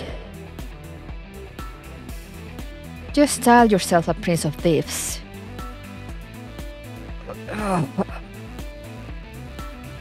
He fell to the ground in a slump, raised his one good arm and reached out to her like an animated corpse, trying to take the living with him. But now you'll die like a dog. Goodbye, Kiyoshi.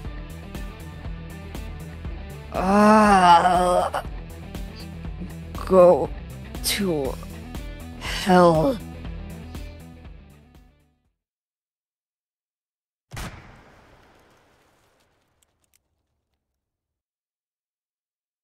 That going to smoke lighting was just chef's kiss for real, for real. I'm done.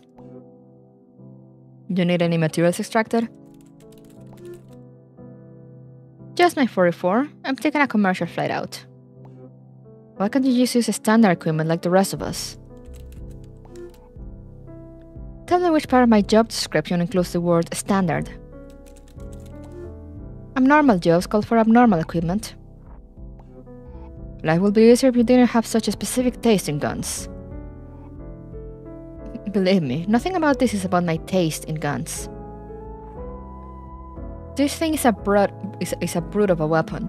Poor construction, nearly impossible to grip, and a recoil shield that's not worth a damn. It's the only gun that makes you feel like your hands are somehow too big and too small at the same time. I shot a ghost man, why are you questioning me? True! It bugs like a motherfucker. It's single action, so you have to flip the hammer with every shot, and it was on the wrong side of one of the bloodiest wars in world history. I hate this gun. So why use it? It carries the stink of slave owners and sulfur with it everywhere it goes. I hate it. Spirits hate it even more. Like oil and water? More like a fatal allergic reaction. If you ever need to bring a walker to its knees, bring a black powder revolver. I think I'll leave that to you. So the CIA knows about, like, Ghost Bar. I have some important information about the informant. Kiyoshi? Yes, but that's not his real name. I will have figured. Do you know where he is? Did someone get to him? What? He somehow vanished off our radar. He somehow vanished off our radar this morning. I was worried someone had taken him out. He disappeared? Yes. Did Nakamoto tell you anything about that? Oh shit, I'm scared.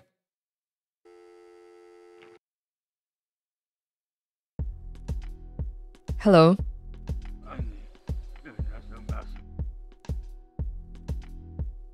No, everything went exactly as planned. Just needed to get rid of some dead wood.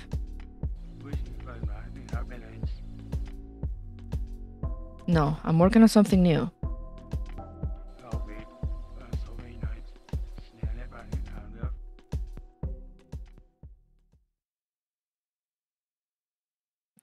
This motherfucker! Rebuilding.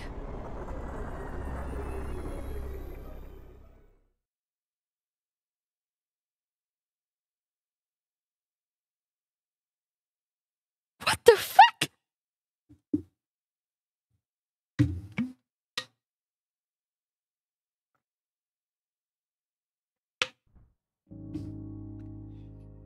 And again, this is a side story. They could make entire games of their side characters.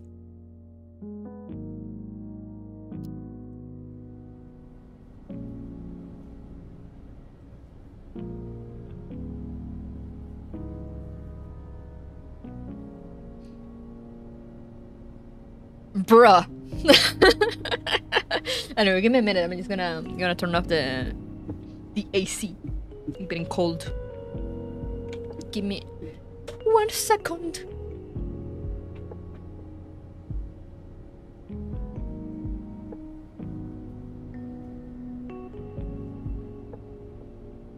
Bruh. I return. Bruh. For real, for real.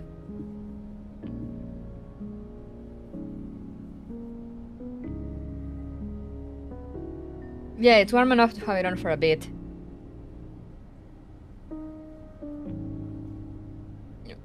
But I had it on for a few hours now, so I was starting to get a little cold. Especially since I'm just like, I'm not like doing anything, I'm just sitting here at the computer. Dead men tell no tales, but how about that cafe where you can talk to the dead? Exactly.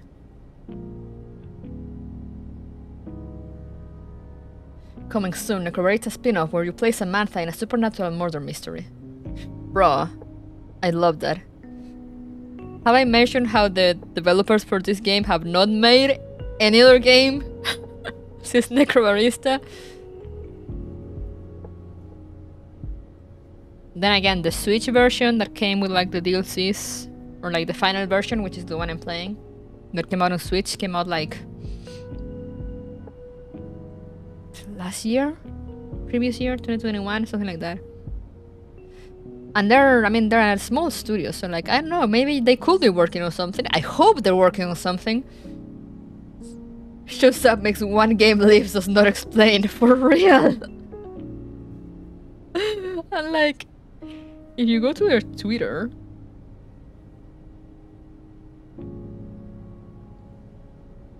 I follow them on Twitter.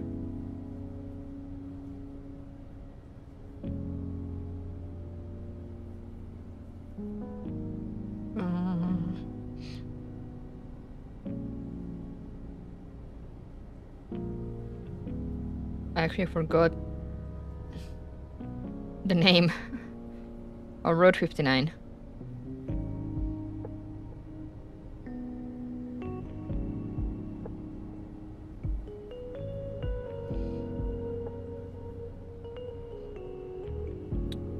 Route 59 Games. Necrobarista.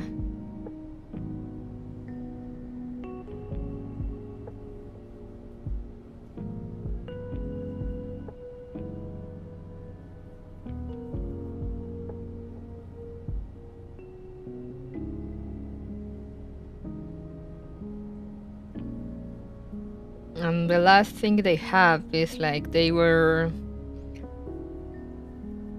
partnering with, you know, like limited run games, one of those, to make physical versions of Switch, of the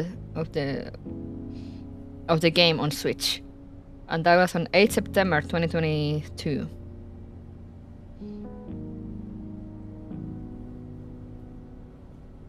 And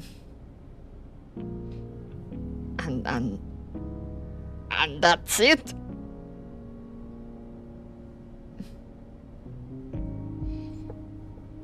They've been inactive since then, pretty much.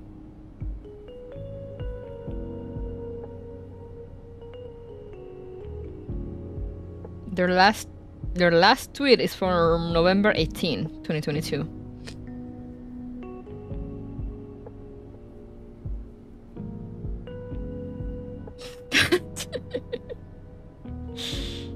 And like they have a website that's necrobarista.com, but it's not working, it's dead. So I'm like, what happened to them? Did they really just make one game, refuses to elaborate, disappears? Or are they cooking? We shall never know.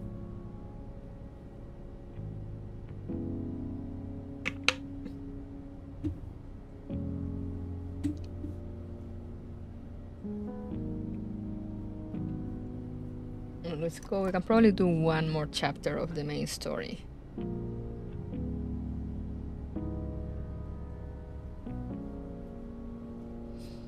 Before I need to disappear like the depths.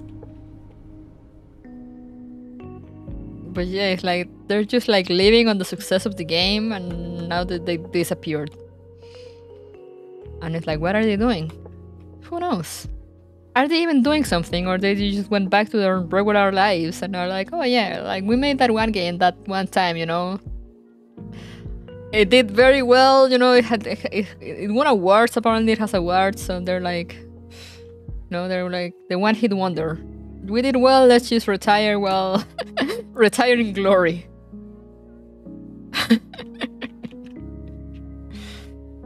You disappear like the devs and hunting you down. Oh no. Continue. Yes. There's like nothing, like no teasing, no like mysterious art. They just like haven't posted anything. Unless they have like a blog that I don't know of. I don't know. Where are they? Route 59, I want answers. And not really answers. I mean, I want more content. Where are you guys? What are you doing? Are you good? Un año sabático. I mean, puede ser. Day 2, 10 p.m. The terminal. Hello? Hey, Chai! Oh, what was that? I said, can I get 2 lattes? Where in the world are the devs? That's the next game. Exactly. Trying to find them. Yeah, sure thing. You want those takeaway or not? For here, please. Go take a sit. I'll bring it over. Chai, you okay? Ah, crap. You right, mate? Yeah, all good. I should really get Ashley to do this. Sorry, what? Nothing, just talking to myself. Alright. Yeah. Where's the broom? Ashley! Where's the broom? Ashley? I need a hand. Come help me.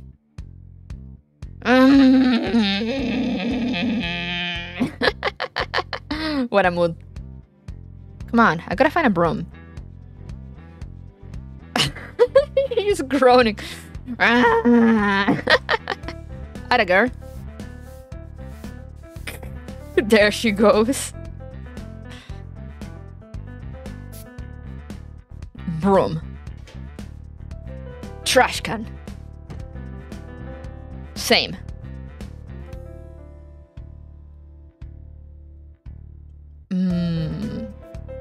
Hey, are any of your friends around? Probably. Ah! When did you teach them to do that? I didn't. That's one just weird. Uh-huh. How you doing, kiddo? She's doing fine. Can't you see her slamming her head on the table? Sleep deprivation's kicking in. Sometimes I feel like nobody ever sleeps in this cafe. Except Kishan. He has slept a lot while he's been here, hasn't he? It's because you keep getting him drunk. What? I haven't done that once. Not you. You. I mean... you. So, not me at all, but Marianne. Gotcha. Those brigands. You're telling me? How's Mari doing? Well... what is she doing? I think it's the most important question.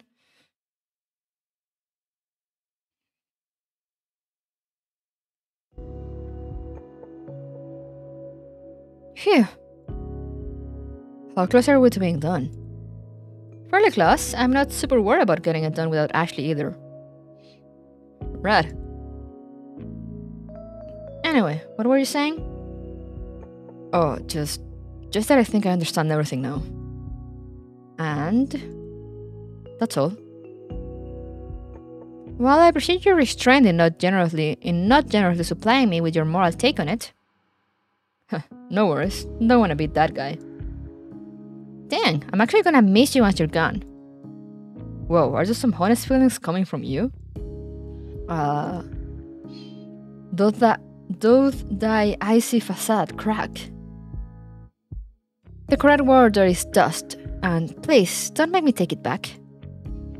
I guess you really got into the whole Budman of the river Styx thing, huh? Walk slowly.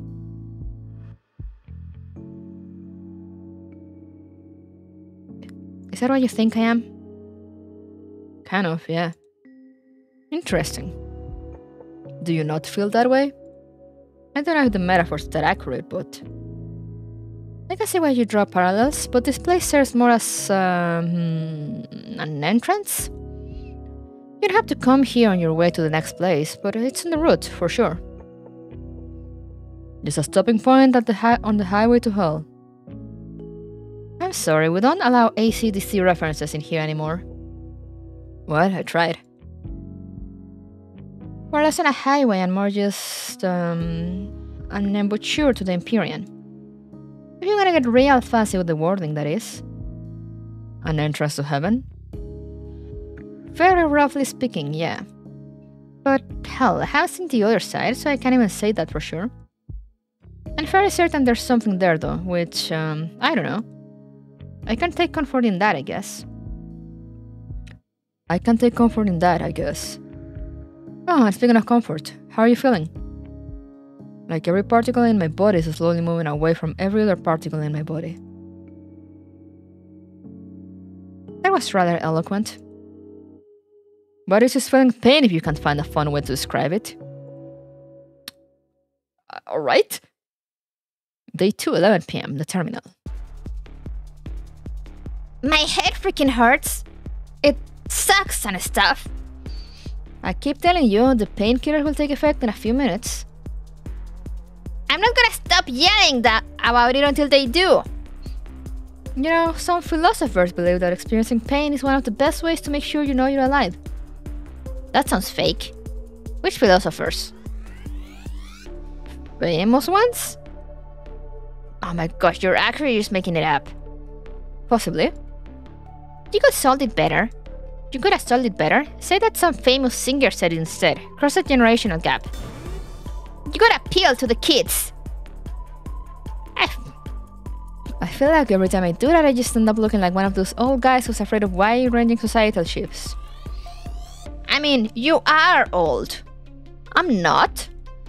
You're like 6,000 years old. You gotta give me this one. Fine. How's your head feeling? It still sucks. How about we grab a drink and go sit outside? It's nice and cool out there. Do I have to? Yep. How about we go outside? Yo, that's creepy.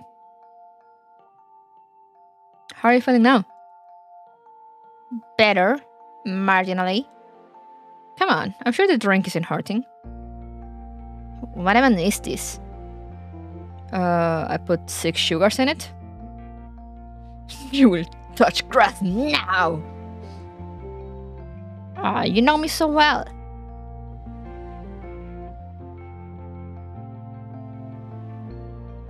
So, how are things at home? Meh. She goes at home.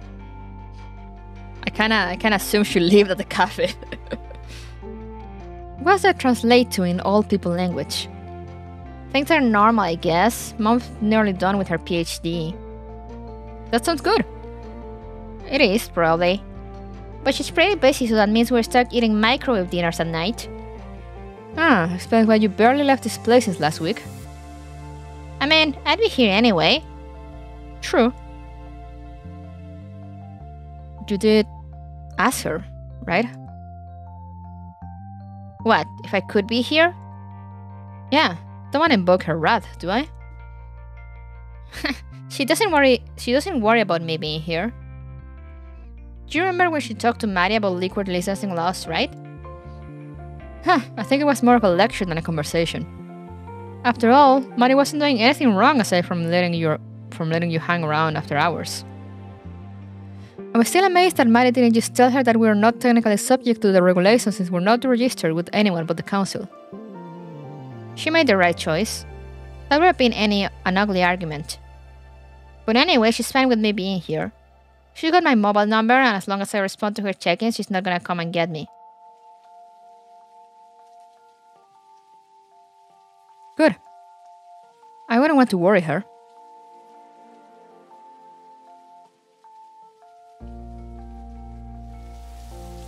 Ah. Wonderful. Ah. My arm will get wet. Ah, don't worry about it. We can dry it off inside.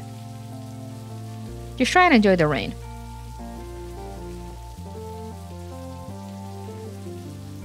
Okay. I was joking about fake philosophy earlier, but I really do think it is important to take a moment to enjoy things when you can. Rain can feel oppressive. It can stop you from going outside, doing the things you enjoy. But there's nothing like the smell of rain before sunrise. Petrichor. Yeah, it's fairly magical. Did I ever tell you that? It's faintly magical. Only about 100 times. I can hear it 101 times. It's okay. Alright, I'm actually getting kinda wet. Let's head in.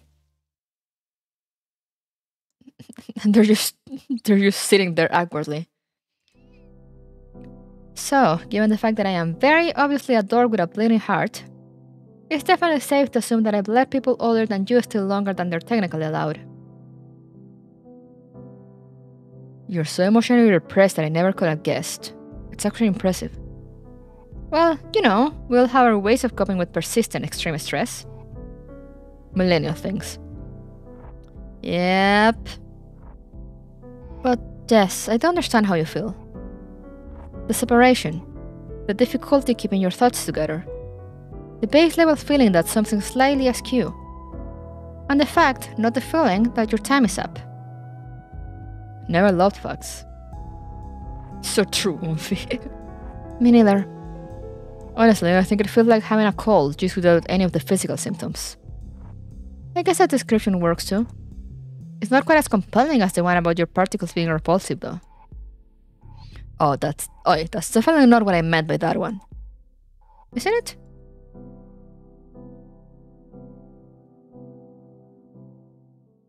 It's about time.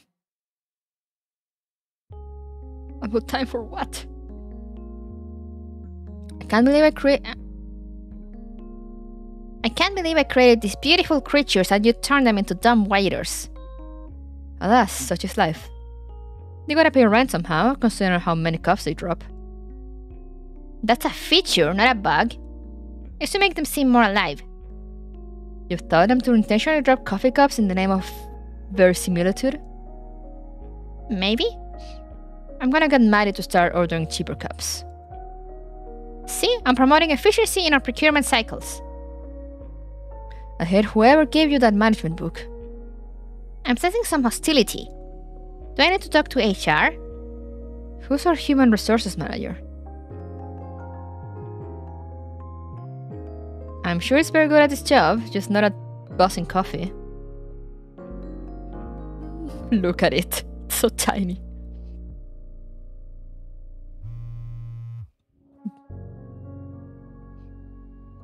One new text message.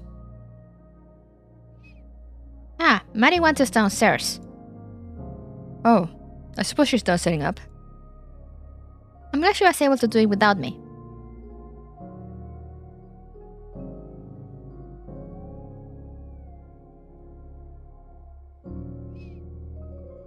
Gosh, so proud. Taught her everything I know. You're a gremlin, you know that? Of course. We love her. We love the gremlin. Shall we? Shall we what? What are we doing?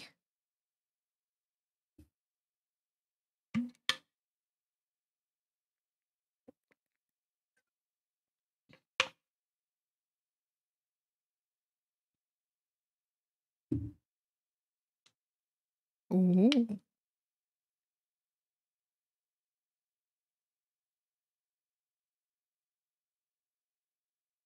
comes in.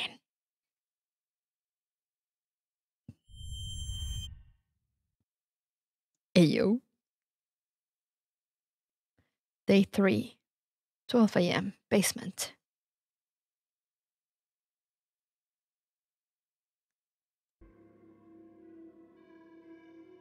It's time.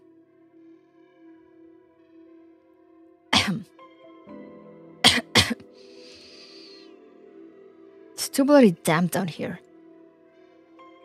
I know we're on the ground, but I don't suppose there are any windows we could open. There's a ventilation duct here somewhere.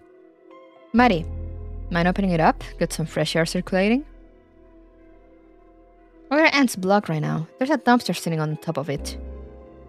You'll have to grind and bear it. God, these shots are so good. Can we hurry this up? We've done this before, old man. You know it takes a while to set up. I don't appreciate your tone. Sorry.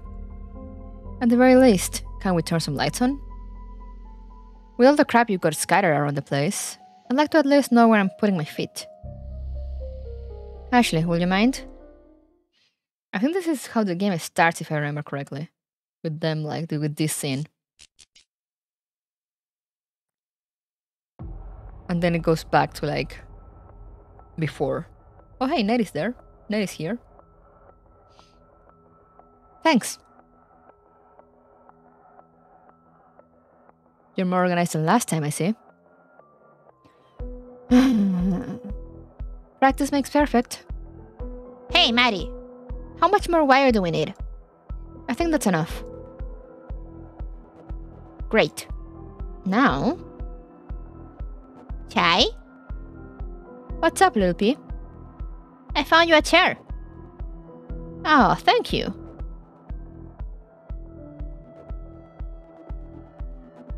So, this whole thing. Surely it's not legal, yeah?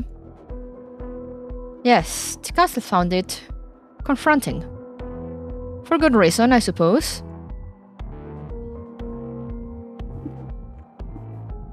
Because it already upsets the natural order. Mate, it's not just bureaucracy. Shush you. Most rules can't be bent, after all.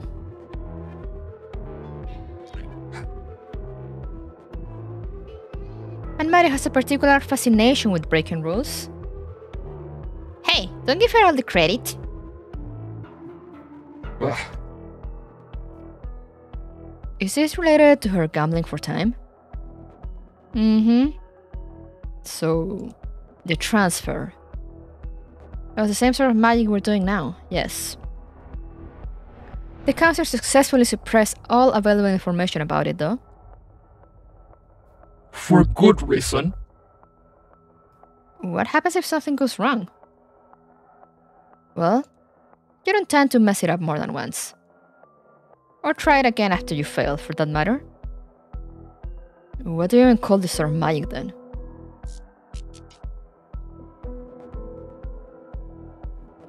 Question's irrelevant. Because it's banned. Extremely cool. That's what I call it. Well, by definition, it's a conduit ritual. But hey, we're among friends, so we can call it what it really is.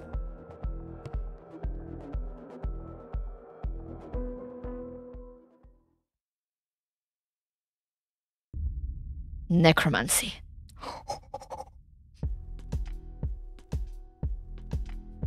Oh, flashback. All those hours are in this tree. Why do you hoard the hours here instead of using them to pay off your debt? Why would I use them to pay off a debt if I could use them to save a life instead? Oh shit. Wait, what? Alright. How can I help? Who is she trying to save? Chai? Will the subject please step forward?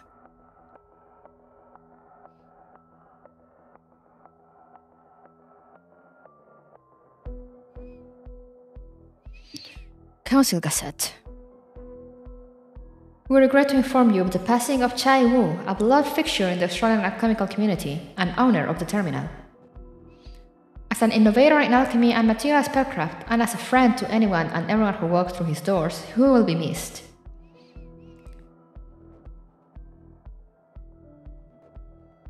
So, yeah, we knew he was dead. You ready to do this again? Sure. Try not to kill me this time. Cool.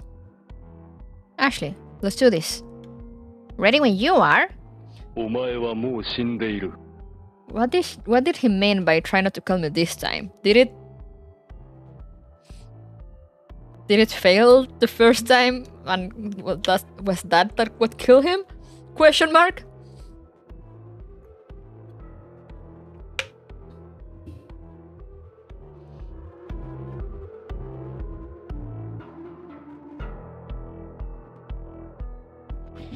I hate this. You have reservations? Did he come back or can he die again? Excellent question. He shouldn't be able to. It's unnatural to store hours in an unsentient being like that. It can still feel pain, and this is a very painful process. For everyone involved. Yeah? Yeah. Guess it's time for us to watch the show. Let's see how badly this can go wrong. Yay!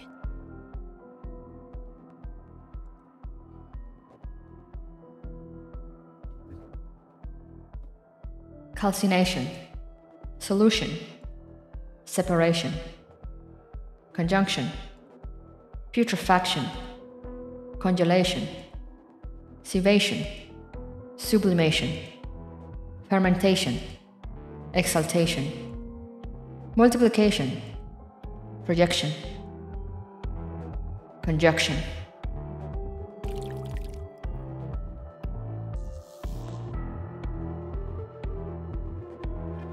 Good enough. Ashley? Everything's nominal on my end. We're looking good, so let's get started. Increase power to 80%. Sievation.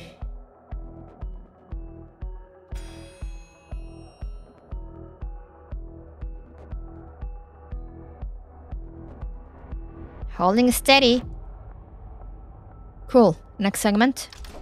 Activating. How are we doing?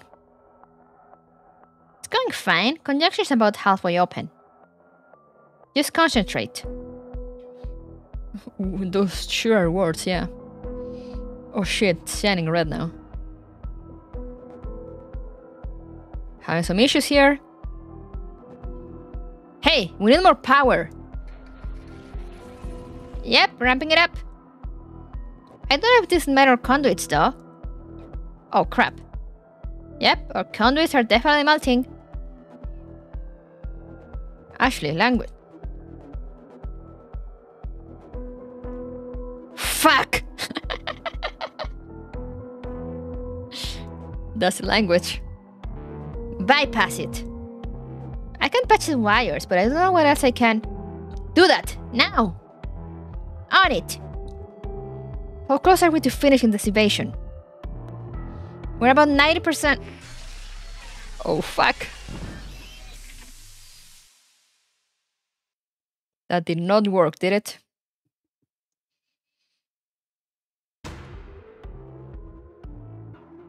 Shit! Shit, shit, shit!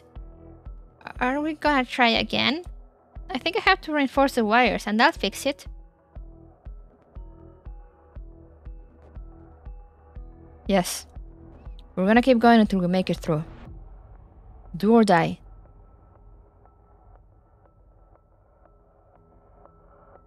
Reset, then, and start again. Calcination. Separation. Conjunction. Libation. Oh, we're doing it again, like right now. Not again. Just a couple seconds more. And... you've got it.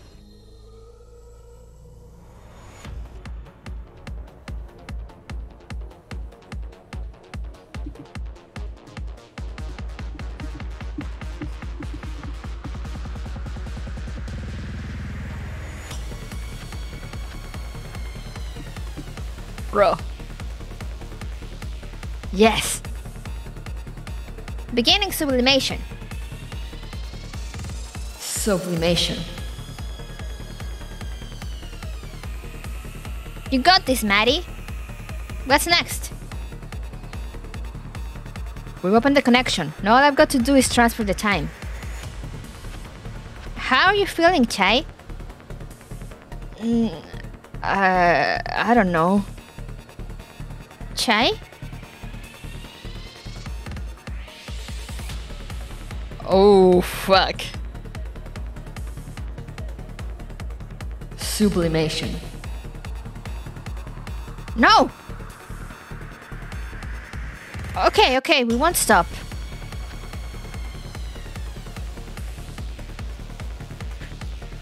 We've gotten this far. I'm not giving up now, damn it. Maddie? Who said necromancy couldn't be a party for real? I can't hold on to it. It's slipping out of my fingers. Energy levels are dropping again. See if you can keep it going for just a few more moments. Rerouting.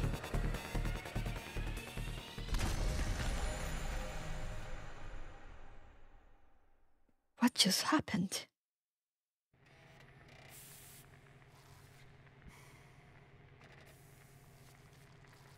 We could try it again. I don't plan on stopping. I think the conduit's only gonna last one more go, then it's kaput. And maybe you're kaput too. I don't know. Shit. Alright, Ashley, take your position again. We'll get it this time.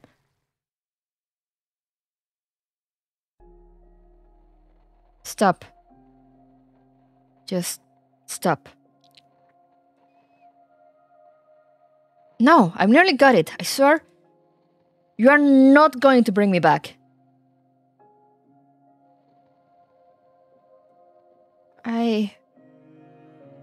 No.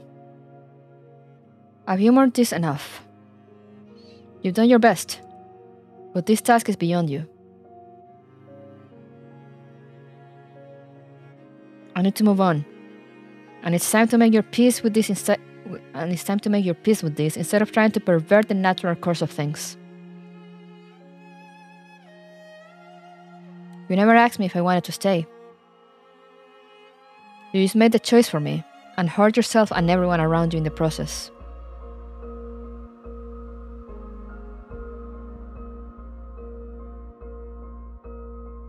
Let me leave.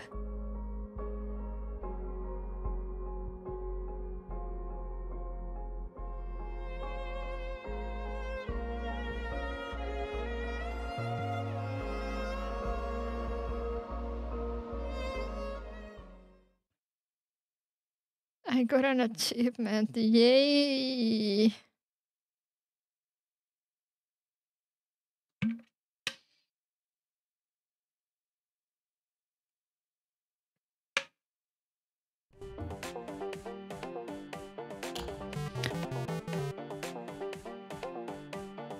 Yay!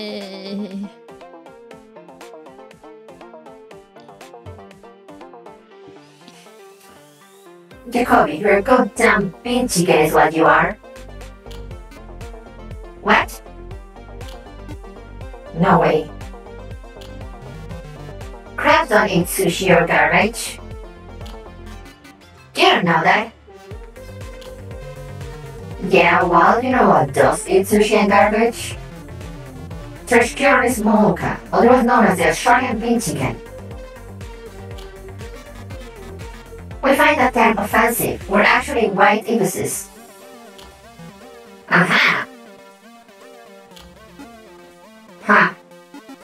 incriminating yourself there. I expect nothing less from a bean chicken. Damn it. Okay, so moving on. Classic misdirection. No, seriously, did you just see what happened back there? Yeah, that was rough. And yes, that thing with the ritual was also tough to watch. You want to hear when Chai died, but... I remember, they just behaved like nothing had happened. Oh? My impression was that neither of them had ever remotely considered the possibility of failure. Idiots. Yes, but we're only here because of them, so we should be respectful. It seems to me like nobody in this cafe really seems to think things through. Wow. Yep. This place has a weird effect with people. Too much magic in the air, maybe? Who knows? Will they be okay?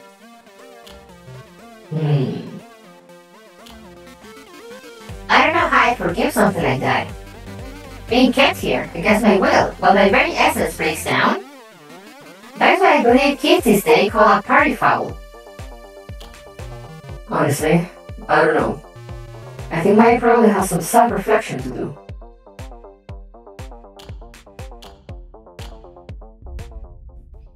This game is a trip for real, for real. And I love every second of it.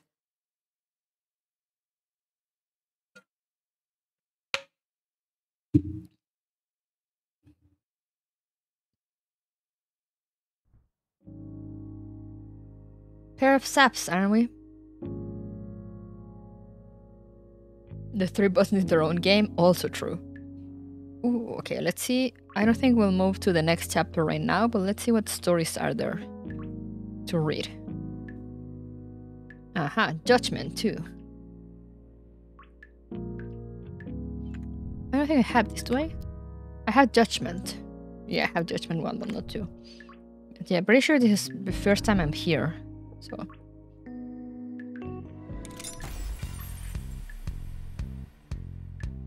Ned leaned with his back against the counter, resting both his elbows on the surface behind him. I'd appreciate it if you wouldn't lean on my counter, said Maddie. Your counter?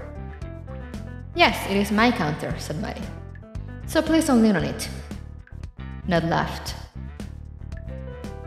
People lean on this counter all the time. Customers lean on this counter. You're not a customer. What if I ask for a drink? Then am I a customer? We reserve the right to refuse service to anyone, so no, simply requesting a drink will not make you a customer. A man with long, thin arms approached the counter. Can I get 2 lattes, 1 vanilla and 1 with soy milk? You got it, said Maddie. We'll have that right out for you. Thanks, said the thin man, who took a seat at a table near the entrance. Maddie preoccupied herself with making the drink. Hey, Chai, said that? Ah, sorry, got the wrong voice. It was this one. Hey, Chai. Chai looked up. Do you ever feel like what you all do here is insignificant? Said Ned. Running the terminal? Making drinks. Said Ned.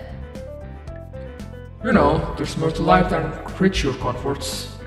I enjoy a coffee as much as the next guy, but it's not good to get too pampered. I'm not sure that enjoying a nice drink is what I'd call pampering, said Chai. But if I had my choice between a pampered life and an unpampered one, I'd definitely pick the former. I say that as someone who's known what it's like to lead an unpampered life. Suppose so, said Ned. I just think that overindulging in creature comforts will be the downfall of civilization. Not that I'd have a problem with that. Civilization is pretty overrated as it is.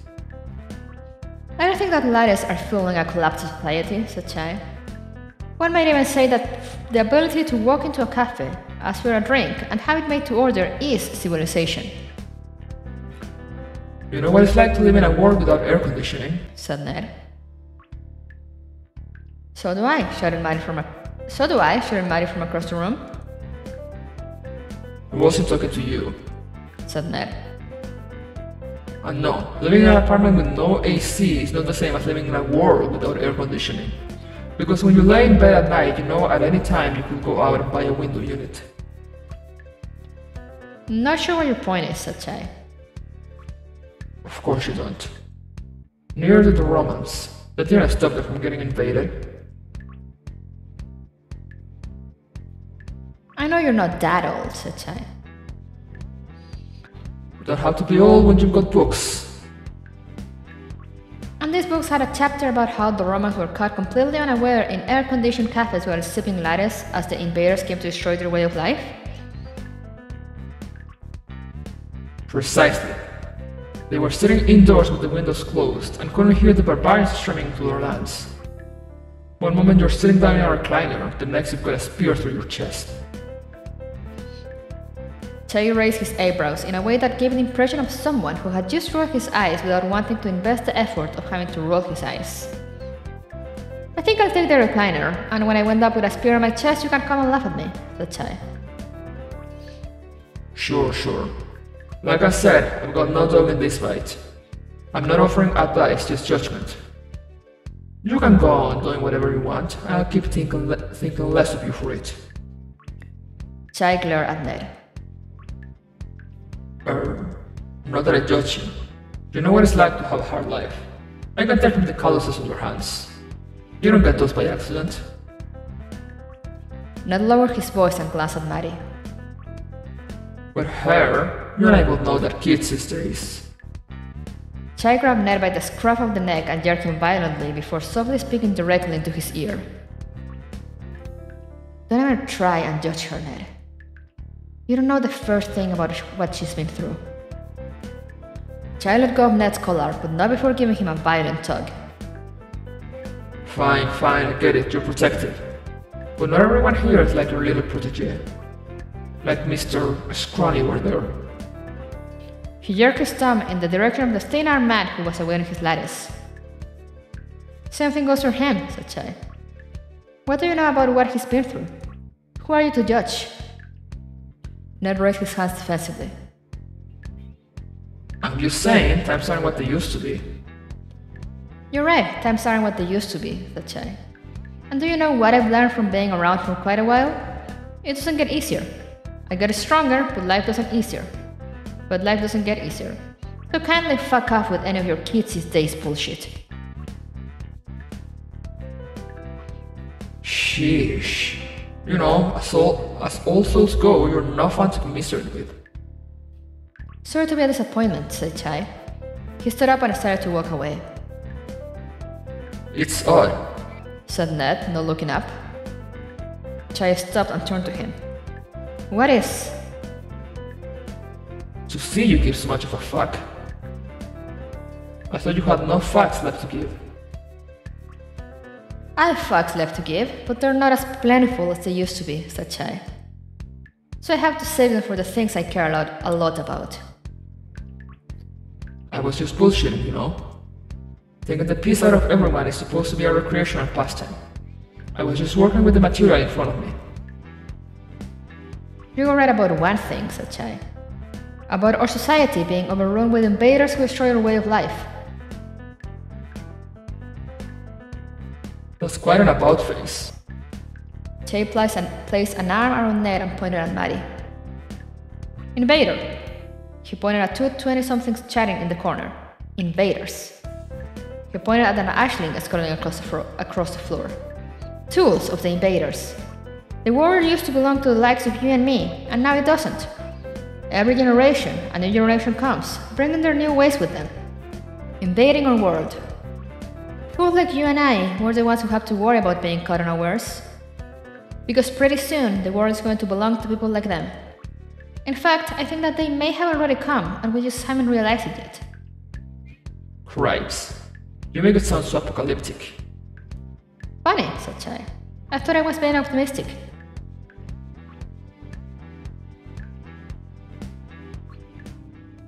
That was a conversation. What did that give me? Judgment 2. Who's here? Whoomst?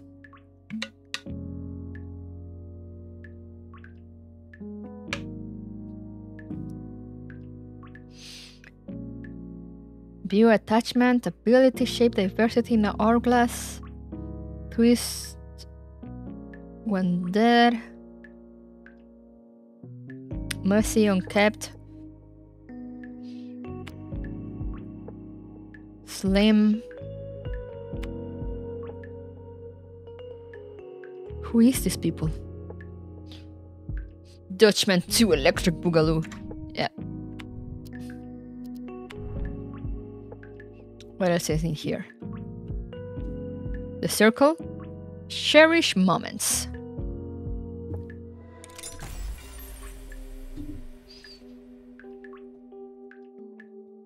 Oh, it's with Ned again. What are you doing? Chai spoke without turning his head. Looking at that wall over there. So, nothing. No, said Chai. I'm looking at the wall over there. So, nothing. The wall has an interesting texture, said Chai. Have you ever noticed that if you stop and stare at something for long enough, it starts to just look like itself? I think you're talking crazy. When I was younger, I was in the habit of making comparisons, said Chai. I'd see a cloud and say, oh, it looks like a duck, when it looked nothing like a duck. My mind wanted so desperately to connect that feeling of seeing a cloud to something I was familiar with. Now I'm content to just look at a cloud and appreciate it for what it is.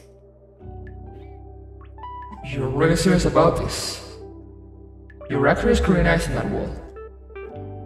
Not scrutinizing it, said Chai. Just observing it and appreciating it. How did you get to be this way?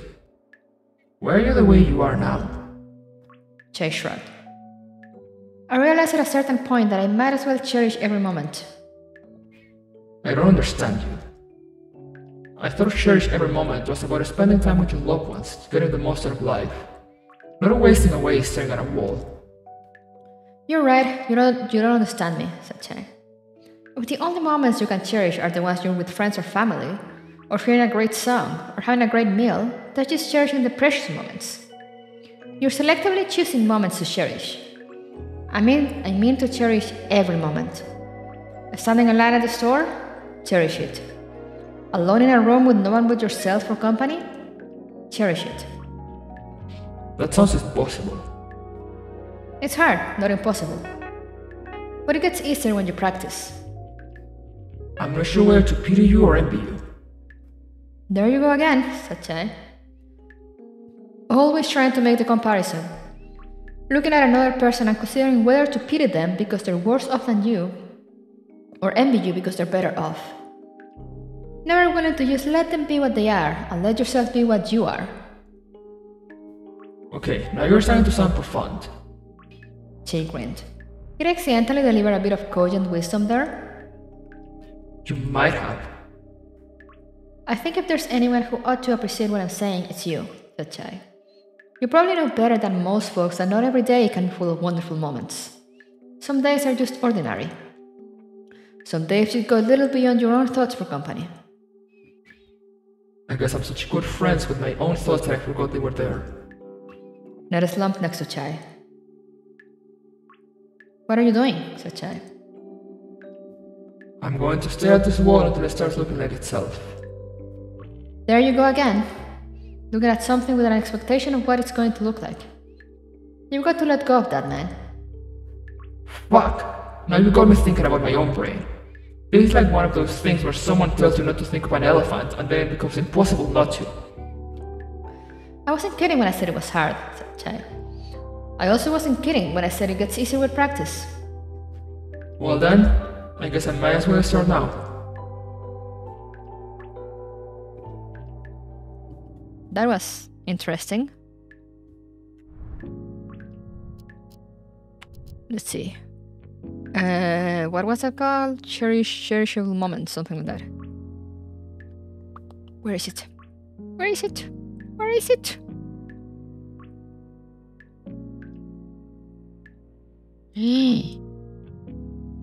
It doesn't have a thing. I'm so sad.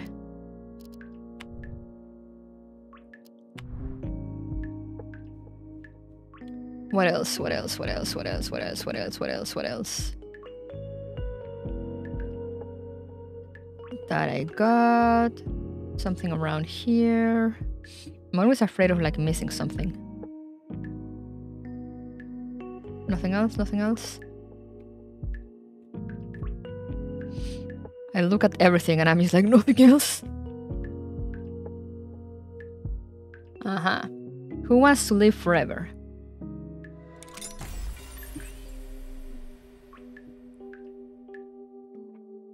Didn't you listen to that cutscenes?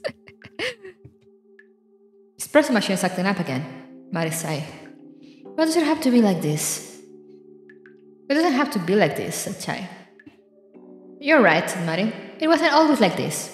If you travel back in time far enough, you'll find an era when we had a working espresso machine. And if you travel even further back, you'll get to a time when espresso machines didn't exist, said Chai. Mari reached below the counter for the bottle of Chardonnay she had opened that morning. It was half empty. Is this a prelude to one of those moments where an old man tells me about how lucky we are to have things so easy? Nah, things aren't easier. In fact, they're harder. That's why you need all the modern technology to help deal with them. Chai nodded to the wine bottle in Mari's hand. So, are you gonna offer me some of that, or just keep squeezing its neck like you're trying to choke it? Mari began pouring a drink for Chai. So what were things like back in the old days? Well, for one thing, we didn't need glasses back then. Glasses are not an invention, old man. I've seen pictures of Benjamin Franklin. Well, yeah, we had glasses back then, but we didn't use them. We drank straight from the bottle. Har har. No, really, said Chai. Glasses are just one more thing to keep track of. One more thing to clean. It's much easier to just pass the bottle back and forth.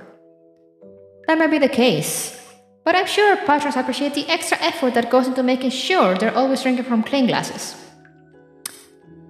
I'm sure they do. That's another thing that's changed. Everyone's a connoisseur of whatever they're drinking. Is that your finger wagging about how young people all have particular tastes? No. At least, I don't think it is. I guess people are all enjoying the present moment more. Back when we drank suck juice, you were just doing whatever it took to get that stimulant into your bloodstream. Ditto for most depressants. Do I want to know what suck juice is? Because I'm fairly certain I don't. We didn't have coffee filters back then, so you'd use a suck instead. Don't worry, we always use clean sucks whenever they were available. Mari closed her eyes, looking physically ill.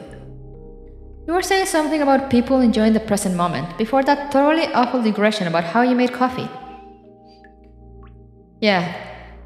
I know there's this stereotype about how in modern society no one is ever really present, but if anything, I feel like it's the other way around. Nowadays, people are all about enjoying the present moment. People used to be way more obsessed with where they were going. As in, where they were migrating to? In a manner of speaking. Let's just say that I'm amazed how few people these days come in here asking questions about heaven and hell. 100 years ago, if you caught someone on their way out of this world, the first thing they wanted to know was, which place is this? And after they found out they were on a temporary stop to the next place, they'd want to know where it was they were going.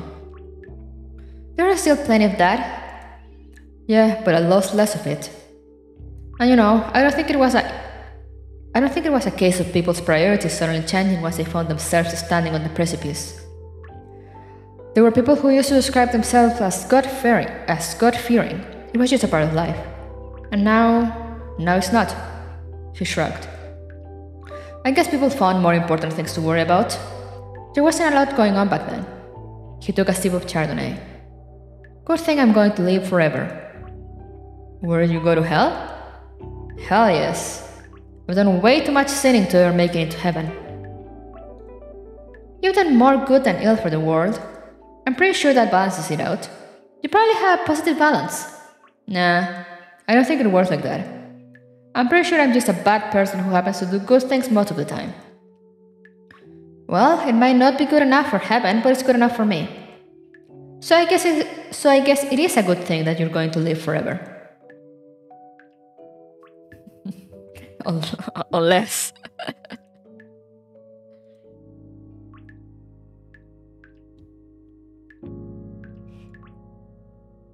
Yeah, he's gonna live forever.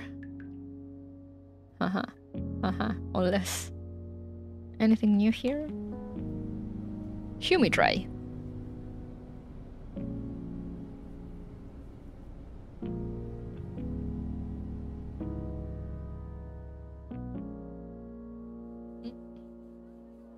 Those doors are still closed. Just live forever, bro. It's easy. Yeah, man. What are you waiting for? Why am my phone vibrating so much?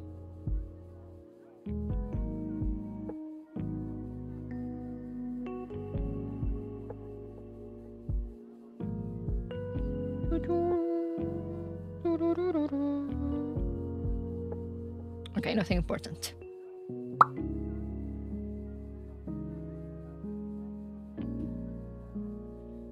No more funny stories.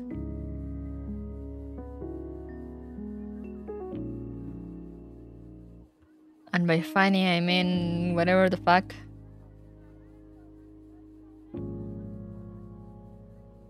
These people have going on.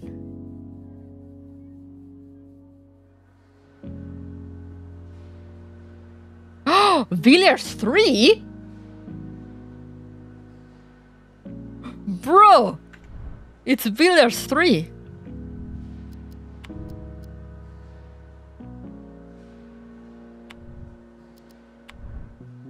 It's a trilogy, apparently.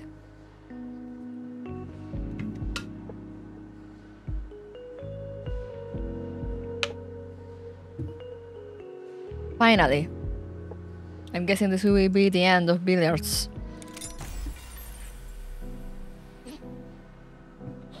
Maddie came up the stairs to see Thomas standing over a sobbing Brad. Thomas looked over at her, and she beckoned him over to the stairs. Excuse me, can you come downstairs for a moment? Thomas looked over at Brad, who was sitting on the floor facing his hands. He nodded to Maddie and followed her downstairs, leaving Brad to sort himself out in solitude. Maddie slid behind the bar, and Thomas sat down in front of her. What are we doing here? Said Thomas. Getting away from him, said Maddie. I think he needs a few moments alone to get it all out.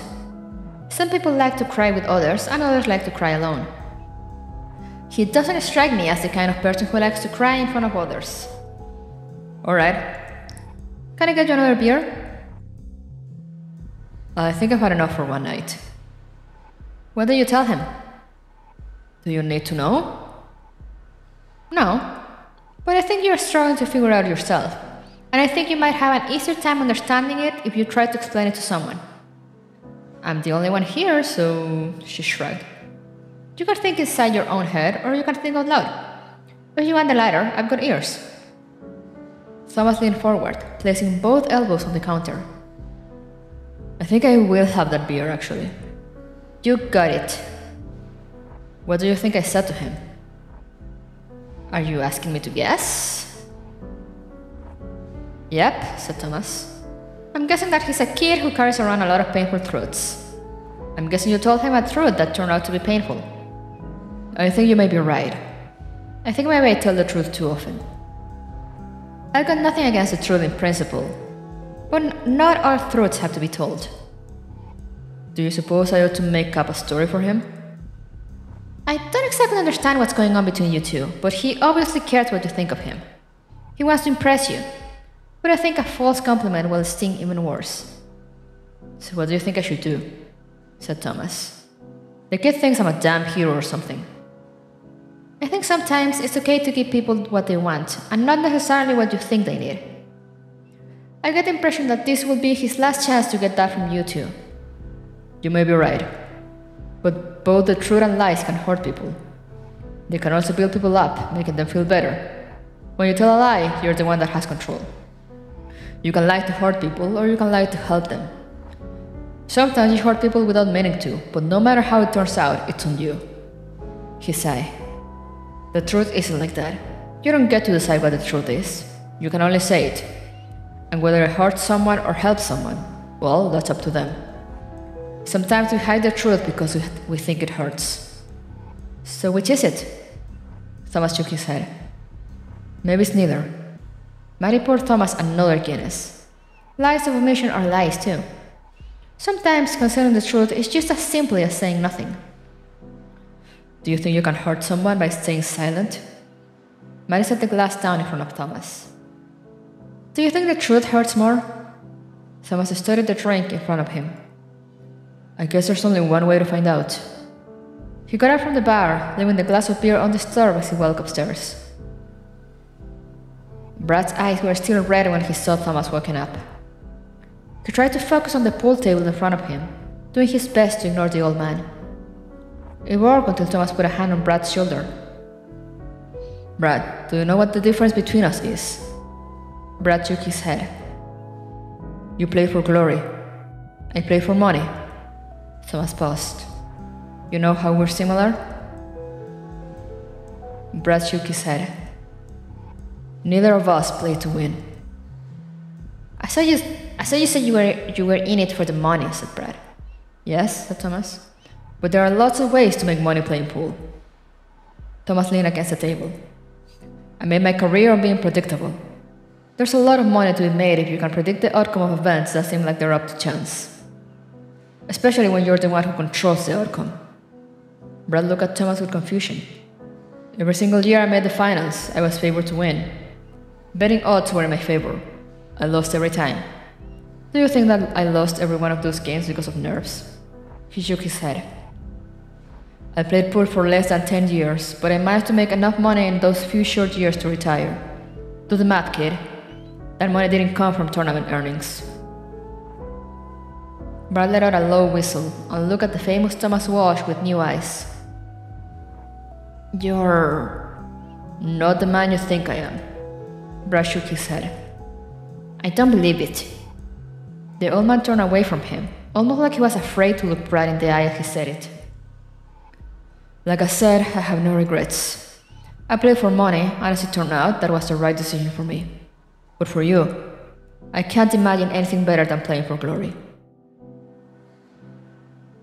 You're still a great pool player, said Brad. No one can take that away from you. And you're a champ. That's something I don't have. You play from the heart. Well, maybe if I'd done the same, I'd have a title to my name as well. Thomas leaned against the table and nearly collapsed onto the floor. Brad caught him. The old man half a bit as he struggled to his feet. Plus, you've been drinking those fake beers all night. Maybe I ought to take a page from your playbook next time. Had enough pool for one night? Said Brad. Yep. As they walked down the stairs, Thomas stumbled on the bottom step and Brad caught him. Feeling okay, old man? I won't be driving home tonight, that's for sure. Brad chuckled, and the two of them walked out of the building. On the bridge out of the terminal, Brad looked at the old man, who barely seemed able to support his own weight. There was so little left of him, and yet the man could play. You're still an ace. You don't keep up that level of skill without a lot of practice. Thomas said nothing. You kept on playing even if you retired. You said you didn't play from the heart? Bullshit. Thomas used to smile at him through weary eyes. At the end of the bridge, Brad paused at the threshold. I guess this is the end. I guess so, said Thomas. They exited the terminal, and moments later, only one man remained standing outside as the other dissipated from existence, gone to meet whatever awaited him after death. Thomas raised an arm. Taxi.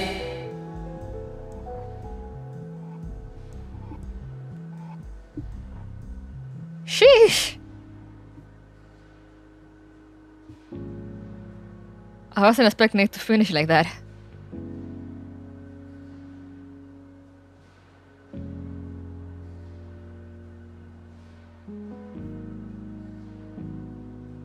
So like the kid was dead. Yay.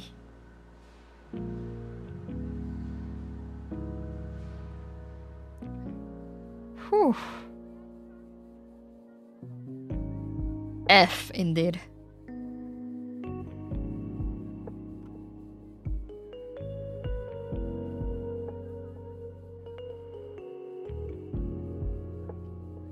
I think that's all. Haven't found anything new. Anything up here?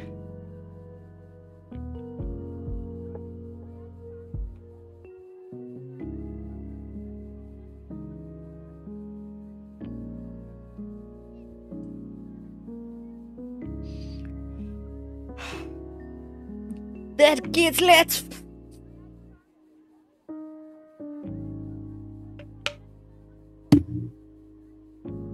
Man, this game.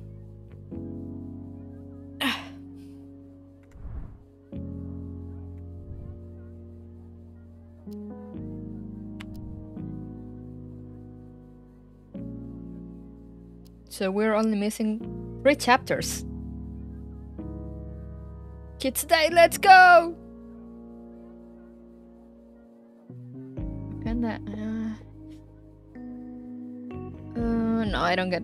No, I don't got time to read one more. I need to eat some lunch. But man, this game always leaves me feeling a certain kind of way. I love this game. It's amazing. I'll return with tacos. Let's go. No more indulging your addiction today. For real, for real. So yeah, let's get back in here. Silence the game. Quit the game.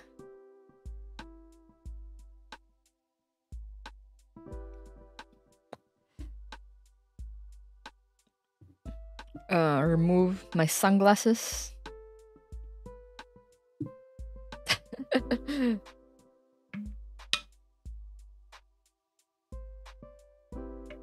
But man.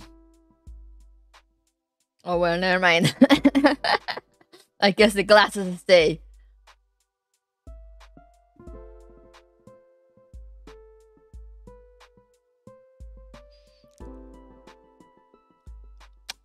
But yeah, Necrobarista, man. What a great game. You cannot escape. I cannot escape from the glasses. From the cool sunglasses. Why is Necrobarista so good, man? People, I need answers. Had burrito for breakfast. What do I follow it up with? More burritos. Have you ever thought of more burritos? You're saying.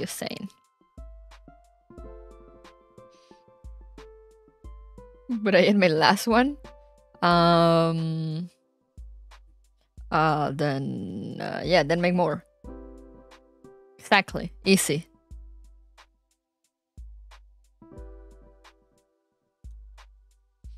Acquire more burritos.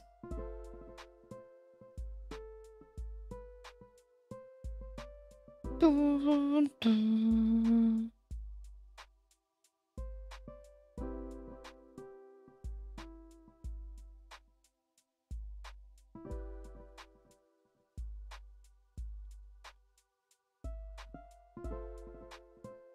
So I'm kind of looking at Discord.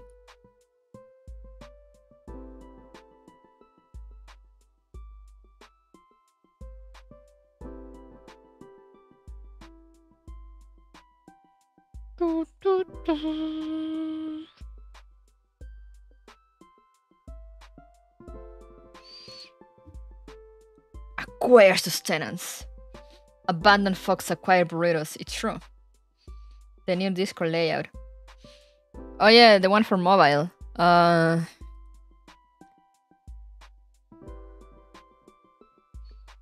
It is something.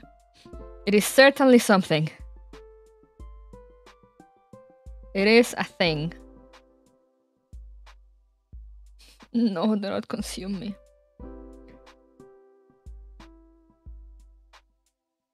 I think I'm getting more used to it.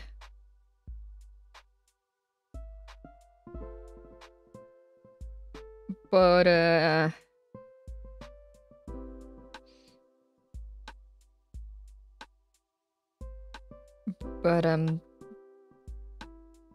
yeah.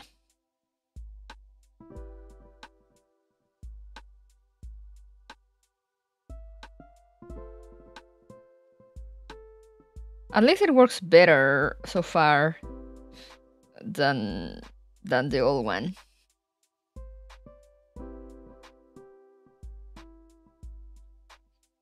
I get a feeling I won't have a choice. Yeah, I'm guessing that eventually they will just push it out to everyone, and if you don't like it, well, too bad. But yeah, it's kind of hard to navigate on mobile, but as I said, I do feel it works better at the very least. Because I don't know if it happened to other people, but like with the regular layout that it had before, like the one that's pretty much the same as desktop, it will keep lagging all the time, and sometimes it will not load, or like the messages will disappear, or like the chats will freeze in place. So you try to move to another chat and it will just keep showing another, and you have to like close and reopen it a few times.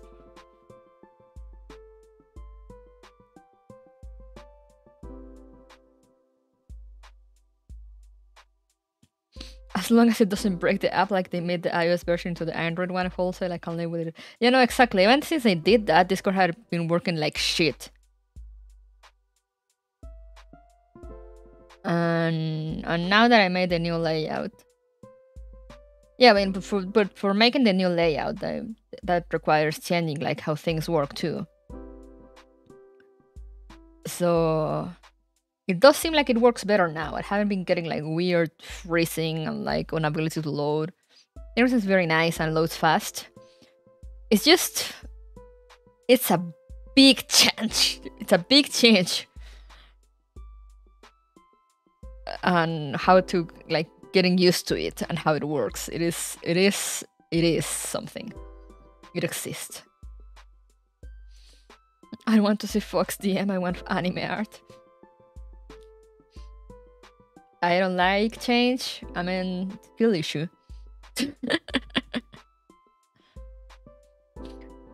Change is not always bad. It's just hard to get used to sometimes. That's why I was like, when I changed it, I was like, you know what? Like, it looks weird as fuck, but I'll leave it on. I'll test it for a few days, see if it actually works better. And so far, it's been working better at the very least, and I'm slowly getting used to it.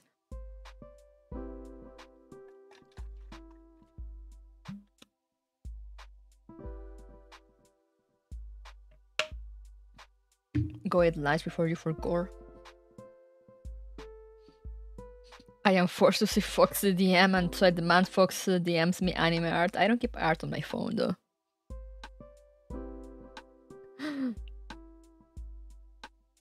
I used to change computers a lot, so I used to stop.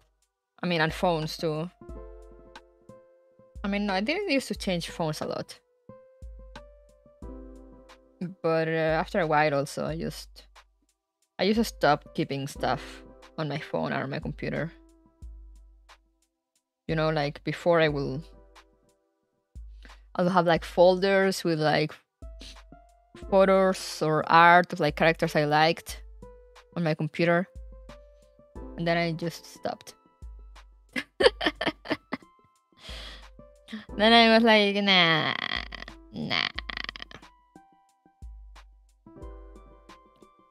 Because then like your computer dies or something, like, yeah. I'll just keep dumb memes and reaction images. I got used to like every time I change, like, every time I change computer or phones, I used to start from zero. I got used to it. I just like, I'm not keeping anything. Just delete everything and start from scratch. It feels cleaner that way.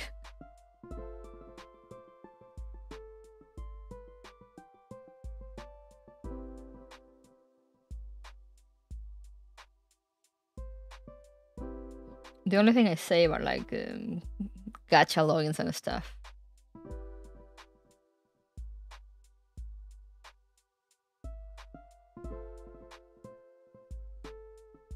I was planning on transferring stuff from my old phone, but it died so quickly. Rip. I usually transfer, you know, like the only thing that stay on, like, since I've only stuck with Android phones. I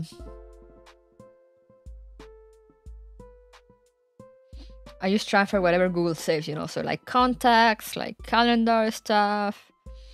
And nowadays it saves a lot of stuff. Like, so even when I change phones, sometimes I even get like my old background back on the new phone. I'm like, how? What is this black magic? But like, you know, like photos and stuff like that, I'm just like, nah, that's just lost to the ages. Cloud silliness, yeah. Then I got a Car 98 statue. Yep, that I did. But I mean, that's different because that's figures. I like figures a lot. I like scale figures, to be exact, to be precise. That's why I don't really buy like Nando's or Figmas anymore. Because I really like scale figures, you know, the ones that you kind of buy and then you just put them there and they stay there and they look beautiful.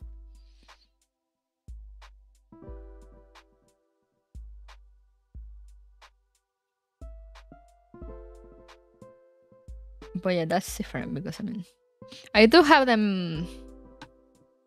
I do keep the boxes for those around since I move around a lot. So I will keep the boxes for like figures or like consoles, computers. I have the box for my computer still. I'll just keep the boxes around because like eventually I end up moving and I need to put everything back in the box and then out of the box. So yeah, that's actually something I do. I have a bunch of boxes.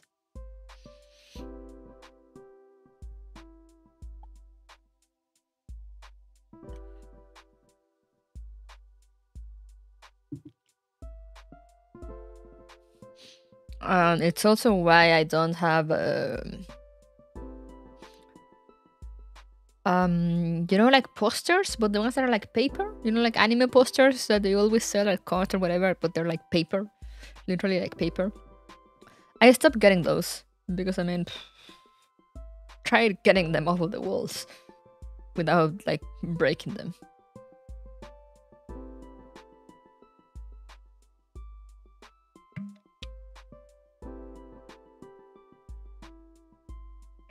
Wild Scrolls all the way. Yeah, ever since I discovered Wild Scrolls, I have not gone back.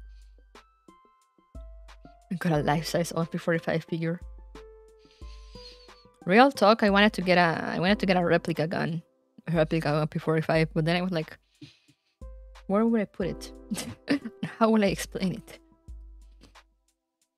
Also expensive, so I was like, yeah, nah.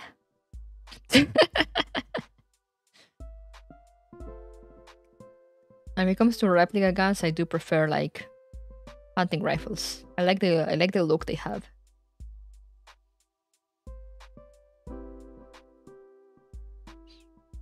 Especially the ones that had like wooden details.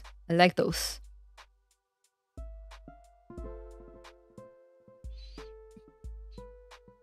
But also then it feels weird because like I don't know nothing about guns. I just like I think some of them look cool and that's it.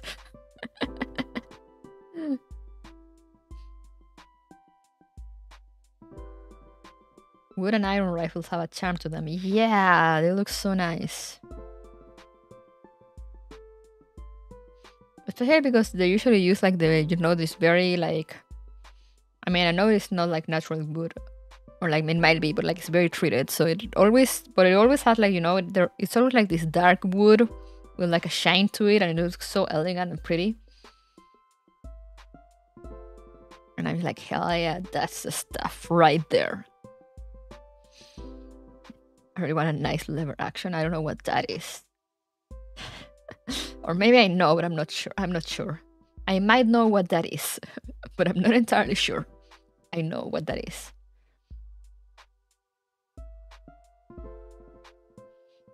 Let me go check. Is there anyone streaming?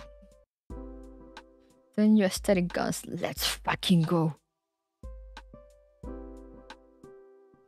We love aesthetic guns. Who is streaming?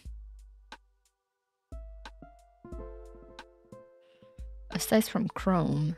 I mean, Chrome is still going with the subathon. Like, holy fuck, she's been going all week. Day 8.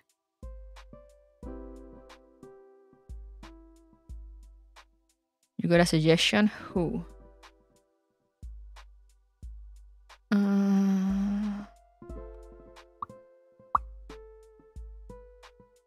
Olivia Monroe? Why does that name sound familiar?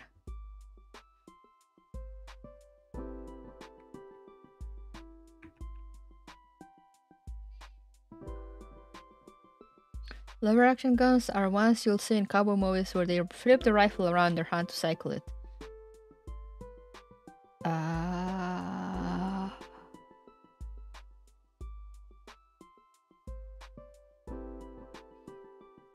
You exhibited her new model yesterday. Oh. Let the ad end. What's she doing though? So she's been live for an hour. I think she's chatting. Oh, she's cute.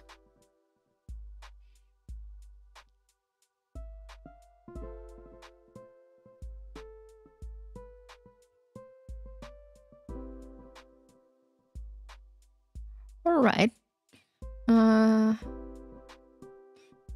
Let's see. There's her. There's Pingu. There's Michi. But let's go with her.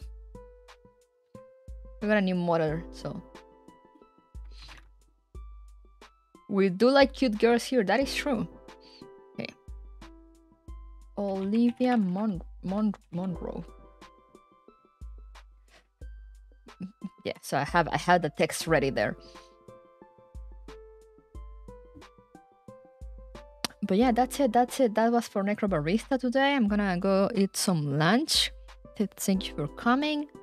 Have the schedule as always later today or tomorrow. But most likely will be pretty much the same.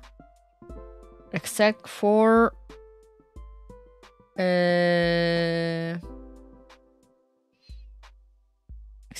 yes. Oh yeah, and that on Sunday I will probably continue. Instead of more Necrobarista, I'll most likely do Battle Network. Battle Network! I want to get back to Battle Network. And instead of Nevercloud, we're doing Gears Frontline because the Summerland Saga event. So we're finishing Summerland Saga on Wednesday, so yeah, stay tuned to that. And then probably Sonic Heroes and Horizon Forbidden West during the week, so yay! Trying to get packed weeks before I disappear for like 2 months.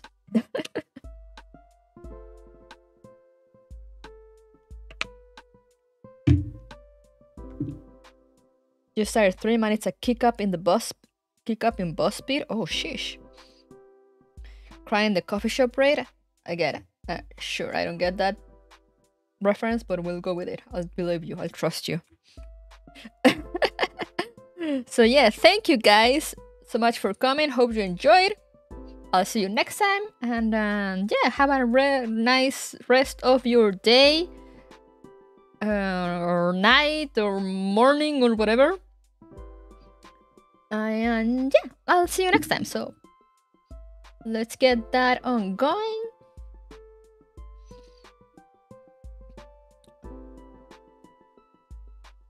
Fox raid.